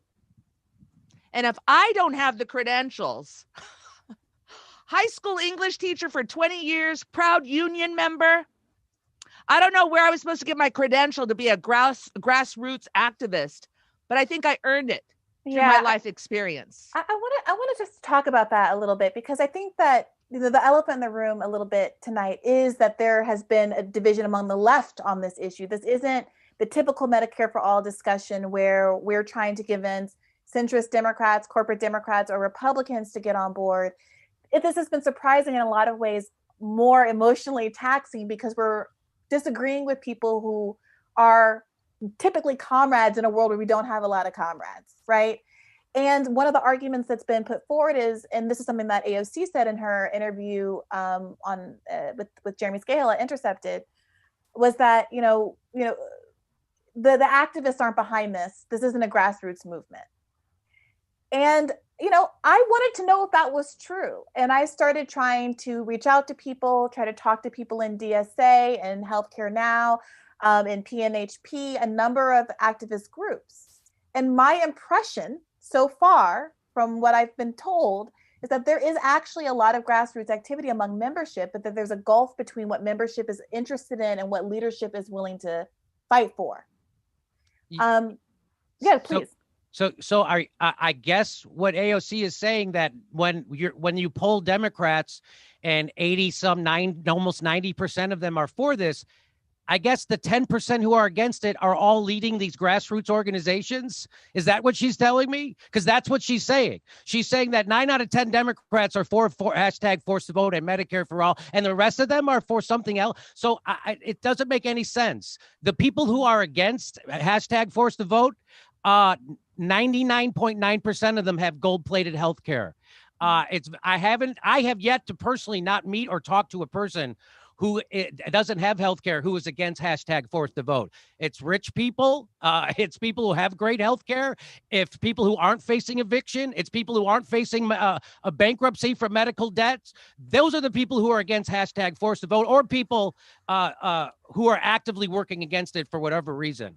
There's no reason to be against this. This is what we've been screaming about our entire life. Nancy Pelosi, Lee Fong found a video of her demanding a vote on single payer in 1994. So she's going to be going out as speaker in 2022. And so she's going to bookend her career by calling for a single payer vote and denying a single payer vote. That's going to be the bookends to her career while people are dying during a deadly pandemic. And I'm supposed to be embarrassed that I'm raising my voice. Well, I'm not. And if they don't fucking do this, I'm coming for them, and I'm never stopping. Jimmy, somebody asked me online the other day, why are you so angry? And I asked them, why aren't you? And I think that there's a lot of people who find your righteous indignation, if anything, understated given the gravity of what we're facing. I want to pull Dr. West back in for a second, because I do think that there are a lot of spheres in which we see this kind of institutional creep. It's not about any individual saying, I want to be a bad person, I want to forsake my values in a conscious way. But even we hear stories of academia, right, where people are protected, people have tenure, but we all know there are all kinds of institutional influences that make you more or less likely to want to pursue certain subject areas or take certain stances. And as someone who has shown an enormous amount of courage, Dr. West, in being an iconoclast in these ways, I wondered if you could speak to that a little bit and what you think is going on here with these organizing groups as well as the members of Congress themselves. Yeah, I hear one. I'm just so glad that Brother Dorr is still here. Yeah. And I want to salute Sister Stephanie too, because I think we are all having to come to terms with the fact that this corporate greed at the center of our system generates such cruel consequences, vicious effects. And a Democratic Party that is in captivity to that kind of corporate power does not have the institutional capacity to address the source of the righteous indignation of Brother Dorr. I feel the same righteous indignation. We talked about that on his show the other day. Following Jesus into the temple and running out the money changers, and those money changers are who? Pentagon, pharmaceutical companies, private insurance, marketeers, war marketeers, congressmen and women who are deferential to those forces, to those interests. And that's why we should never hold back our voices in this regard. Now, it's true that there's going to be persons who will disagree with us, thinking we've got the wrong strategy, but they've got the same end and aim. We say, fine, you can disagree. We just think you are not right. We think this is the time to raise our voices collectively because of the suffering. And Brother Dorr has made it very clear. He's fighting now, not for himself, but for others to make sure they don't go through the same thing. That's the moral and spiritual dimension that we're talking about in terms of everyday people who have to come to terms with these cruel consequences of this corporate greed. That's why what Brother Nick is talking about in terms of the People's Party is we've got to have some institutional mechanism that can expose exactly what's going on in the establishment of the Democratic Party and those progressives who are on the edges of that party. If they feel that they have to be deferential, then they have to be exposed. And we can do that in a loving way. So Stephanie's right. This is fundamentally about love, but love is about correction as well as protection. And also, I mean, I think something we see with so many people who are dismissed as angry. I mean, I know I really saw this so much with Bernie Sanders. And when people were angry that he was shouting, I'm like, you're angry that someone is shouting, but you're not angry about the things he's shouting over and shouting about. And, you know, the opposite of that anger is love. It really is. Like, why is he angry about this stuff? Because he cares. And this is, you know, true of many, like Jimmy, you can see. And you know, what's interesting is that, and I know, Jimmy, you're far more critical of Brother Bernie than I am, but what I will say is that an interesting thing that we see a lot is there are a couple of really bad faith or perhaps delusional or perhaps to be charitable. Let's say people really don't get it. But this argument about people, because, you know, when Bernie made money off of selling books, all of a sudden he was a hypocrite. And you're a hypocrite, Jimmy, because you have you've made some money over the years. No, you'd be hypocrites if Bernie, once he became wealthier, changed his position on the tax code, he'd be a hypocrite.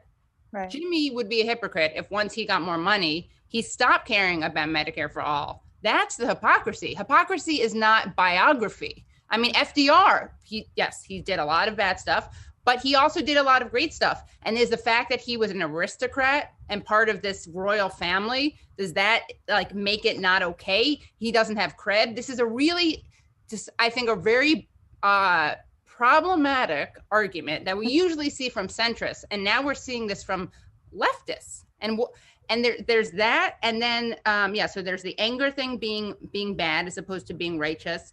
And then there's the personal income. And, you know, I actually, you know, unless you don't use an iPhone and live in a yurt, I never want to hear what you have to say. Basically, that's the line. Let's make one more point that we touched on just before, was that there is a division between the leadership of these Medicare for All organizations and their membership. There is. Okay, Healthcare LA just endorsed. But what I just found out also today, and I reported on my show, was that all the interns in Ro Khanna's office wrote letters to him to back #Force the Vote. Wow. So again, there's another division between the leadership and the people, the members. So I don't know if Ro keeps teasing. I mean, he's super big verbally. He's on board for Medicare for All, and for it be happening now, he has not endorsed #Force the Vote, although all his interns have. So all the people who are regular working people in his office, they're for it. So maybe they'll persuade him. So that, again, there's a big division between the people who are professional organizers for a living and people who want to get Medicare for all. It's like there's more money in treating diabetes than there is in curing it. And there's more money in fucking organizing for Medicare for all than it is to implementing it. So we got to make sure that these people who've made their fucking lives organizing for Medicare for all don't get fat and lazy by constantly organizing. And they have their entree, they have their access. That's what they don't want to lose. They don't want to lose their access to powerful people, and they want to have powerful people come to their fundraisers. Well, what we need now is to have Medicare for all, so we don't need any more fucking fundraisers. Yeah, I think that access is a huge part of it. Yeah. Katie, you and I have talked about this as podcast hosts. We want people to come on, right? Like, I would love to have a conversation with AOC one day, but I don't care about that more than healthcare. Yeah, right?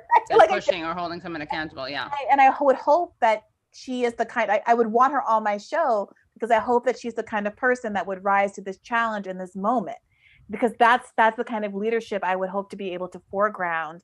And any of us would be hoping to foreground. So for those of us who want to know what to do next, Jimmy, what is the call to action? If you're in one of these membership organizations, if you are not, if you want to participate in some way, what should people look to?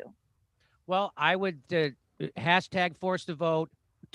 agitate towards your leadership. If you're a part of one of these Medicare for All organizations, have a public letter, get it signed, force your tweet at them, use your social media, make your own videos with hashtag force the vote and my story.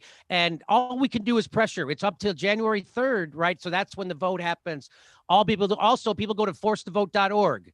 Go to forcethevote.org, sign the petition. That helps ratchet things up. Nick, what else should people be doing to help organize right now? Show up, Washington, D.C., January 2nd and 3rd, Saturday and Sunday, and be there, Spirit of Justice Park. We're going to be getting together. Jackson Hinkle, many others are planning a rally at that time. And so we're going to be getting together and actually pressuring them in person with direct action. Many different people are going to be there. Bree's going to be there, Nico House, many different people coming together, and we need everyone to show up. Because we need to pressure the people who are the closest to us.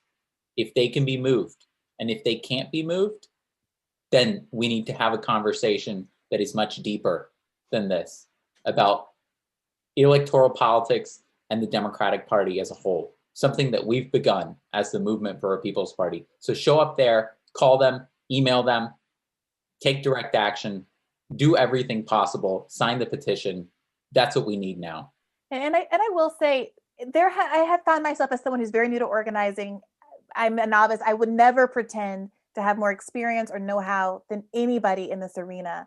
But I have become frustrated over the past few months, as it feels like sometimes, not all the time, there's so many wonderful organizers that I have been able to learn from through being a part of the Bernie campaign and outside of it. But sometimes it feels like interlocutors online in particular like to say, organizing, it's grassroots, as a way to shift people away from action. Like there's this group of organizers in like the organizing building in an organizing street that has organizing certificates, and they're allowed to organize. And it makes a lot of us feel inactive. And in this moment, this is one of the first times in my life that I felt like I had to take the reins, because the groups that I usually rely on to kind of champion a cause weren't doing it for whatever reason. And we're allowed to have disagreements. Maybe they just don't think it's a good idea, and I do. Well, if I do, I feel like I have to be able to be willing to put some sweat equity in. And so I've been really heartened to be a part of groups that are organizing on a Slack channel I've been promoting on social media, and a Facebook group. And I've already been a part of 3-hour meetings over the weekend where we've been dialing our representatives. And it makes me feel a lot more confident about the kinds of things we could achieve if we don't overly rely on institutions of any sort to advance our own interests. So I hope some of you consider joining in those efforts and other efforts as well. And also, if organizers have different opinions or stances, then they can present those. And I would also urge people who are kind of, holding the space to standing back for organizers to check in with the rank and file, right? Because that's who, in theory, we're supposed to be taking our cues from. So not just the organizers, but the people who they are organizing. The other thing I would urge people to do is, a lot of people are saying that they don't like Jimmy. So they're not supporting this because they don't like Jimmy. They don't like Jimmy's tone. Well, no, Jimmy, this is not a slight, but if you don't like Jimmy, then take this into your own hands, make it your own tone. Susan Sarandon is tweeting out, AOC, we have your back. We're supporting you to do the right thing. It's not the antagonistic tone. So do that, help shape this movement so that it has more of that to it. And again, it's like, aren't we supposed to be beyond the personalization of politics? That's what a lot of people are saying, ironically, in the criticism of Jimmy. So go do that then. Get behind this movement and change the tone into your own, shape it the way that you want to. And also stop talking about Jimmy's house. Sorry. Not that it's about Jimmy, but I can't stand that argument. Again, just stop. It's so stupid. Did you know Bernie has 2 coats? I don't know if you know that. He also has 2 winter coats. Jimmy, he only has 1 coat. I got to say, when I saw that article about him in Newsweek about his parka, I have to say I was a little bit like, Bernie spent like $300 on a parka. Not that it's relevant at all, but I had an image of him shopping. And if anyone has suggested that, he'd be like, are you kidding me? That's ridiculous. It was a gift. I'm not going to spend $300 on a coat. But yes, it was a gift from his son who works for the company. So that was so perfect. Factory. Yes. Well, on that note, we will take this conversation and some of this levity over to the Katie Halper Show. We've gone way over time. I want to thank everyone who's participated today. You've sharing your stories in particular. I know that takes a lot of emotional effort and energy, and we shouldn't have to lay our souls bare all the time to advance a cause like this. But I'm enormously grateful for all of you for doing so. Thank you, Jimmy. Thank you, Steph. Thank you, Dr. West. Thank you, Nick, for spearheading so much of this. And thank you, Katie, for being a wonderful co-host as always. Please, if you have questions and want to vet some of the details of the movement, we're going to be getting into the nitty-gritty over on Katie Halper's YouTube channel. But thank you all for the time that you've shared with us today and for continuing to fight for this really important cause. Yes, thank you. And again, that's youtube.com/The Katie Halper Show. We're about to get into it. And thank you so much to Jimmy and Nick and Dr. West and Justin Jackson and Joy and Scott for participating in this. And of course, Crystal and Kyle. And everyone for coming. Absolutely. Thanks to everyone who's made this. Well, I would like to share a little bit about my personal medical history as to why I support #ForceTheVote. I have epilepsy, and even though I do have insurance, I am thousands of dollars in debt because of it. So I got stabbed in the chest, spent 3 days in the ICU coma, $90,000 a day. I've witnessed people become sick, some of whom have even died from lack of access to treatment because of our country's tendency to rely on employer-based assistance. I've got a rotten tooth, 7-year-old glasses. I've got 3 kids that need new glasses. We spend upwards of $2,500 a year on glasses. We were growing our family, and our 3rd child came along, and he was diagnosed with autism. So we refinanced the house to pay for the treatment.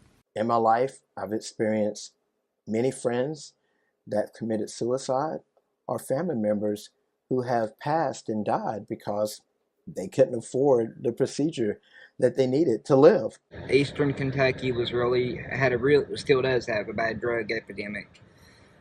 So everybody just thought you were looking for drugs. When I finally got an MRI, people finally believed me. For me, because I have epilepsy, and I don't have no medical insurance.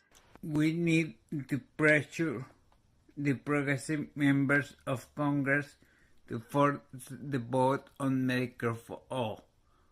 I have multiple sclerosis and I am a disability. I support #ForceTheVote and Medicare for all.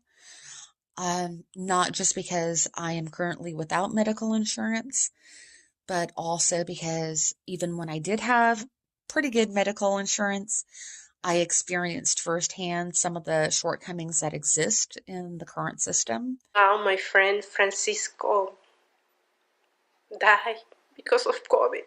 I wonder how long is it going to take for Congress to realize that there are a lot of people suffering and struggling. So I have no choice but to work full-time to avoid losing my health benefits. Medicare for all is an imperative because nobody should have to work themselves to the bone just to be able to see their doctor. Medicare for all for me means health care and prescription coverage for my sister. As a single father, my daughter has health insurance, but I don't. I hope the Medicare for all passes soon, like now. Thank you. In March, when I was laid off, I lost my employer-sponsored health insurance, and I have 2 pre-existing conditions. And since then, I haven't been able to fully afford all of the care that I need. My husband came home from the war broken, and that is how he qualified for medical care through the VA. It should never be that he should have to be battered, broken, and bruised and forever disabled in order to receive medical care for free. She's severely autistic, nonverbal. She wears diapers and needs everything done for her. I'm a retired combat vet, retired from the Navy after 20 years. I have one of the best healthcare plans available in the country to the military, and yet my daughter, who suffers from TMJ, was getting bounced between dental and medical. Neither one wanted to take responsibility for fixing it. I didn't go to the hospital. I was afraid to go to the hospital. I didn't even know if I could go to the hospital because of COVID. And so I just toughed it out. I was penalized multiple years for not having health care.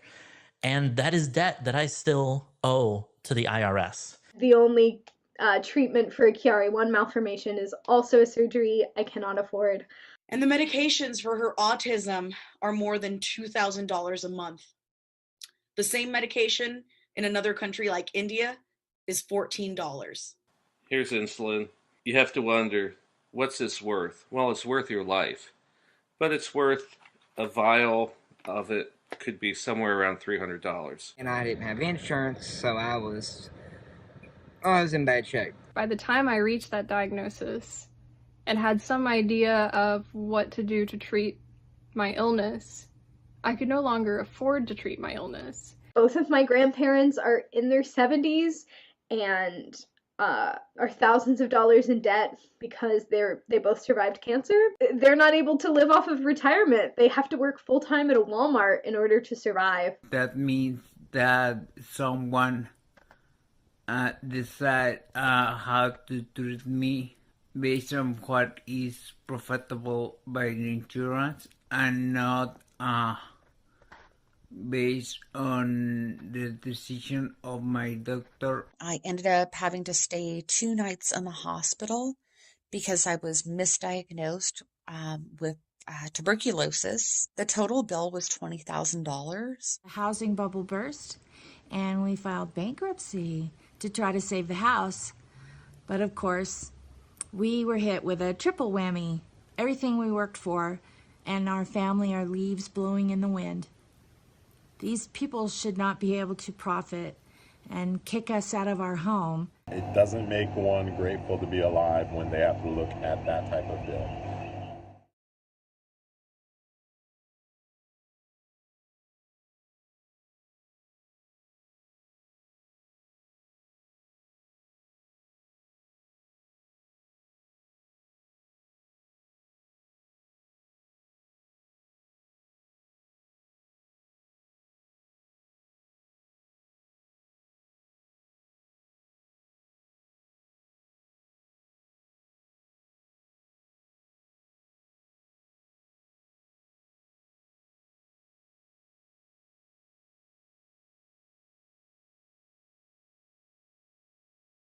This message is for the squad and for all the progressives that are in Congress and that can withhold the vote. I think that the progressive members that are in the House right now need to withhold their vote from Nancy Pelosi. I am asking AOC, Rokana, Rashida Talib, and anyone who considers themselves a champion of the people to force a vote and put Medicare for all up to a vote in the House. If you're not willing to put Pelosi's speakership at risk, then we don't need you. Giving people health care during a pandemic where there's a healthcare crisis is the right thing to do. If you actually care about defending the human rights of Americans, of patriots who love their country and they're suffering right now, you would force the vote. It's well past time that we hold our representatives accountable. The time is now. The time is now to fight for a just healthcare system. Medicare for All has the majority support in the country. Democrats, independents, Republicans, even 1993 Nancy Pelosi loves Medicare for All. It's high time that the people in Congress that purport to represent us start doing so. If the politicians we elect aren't willing to demand it, then they should get out of the way. Right now, there's a historic moment where progressives have some power leverage over Nancy Pelosi. This is a very special moment. We have a little bit of leverage on our sides and we should definitely use it. If I have to force it, I'll continue to force it because it's the best thing for people. And it should be a no-brainer. And we need to act now because I don't know how much longer I have. So please, everyone come together and force the vote. Force the vote for Medicare for all. Force the vote now.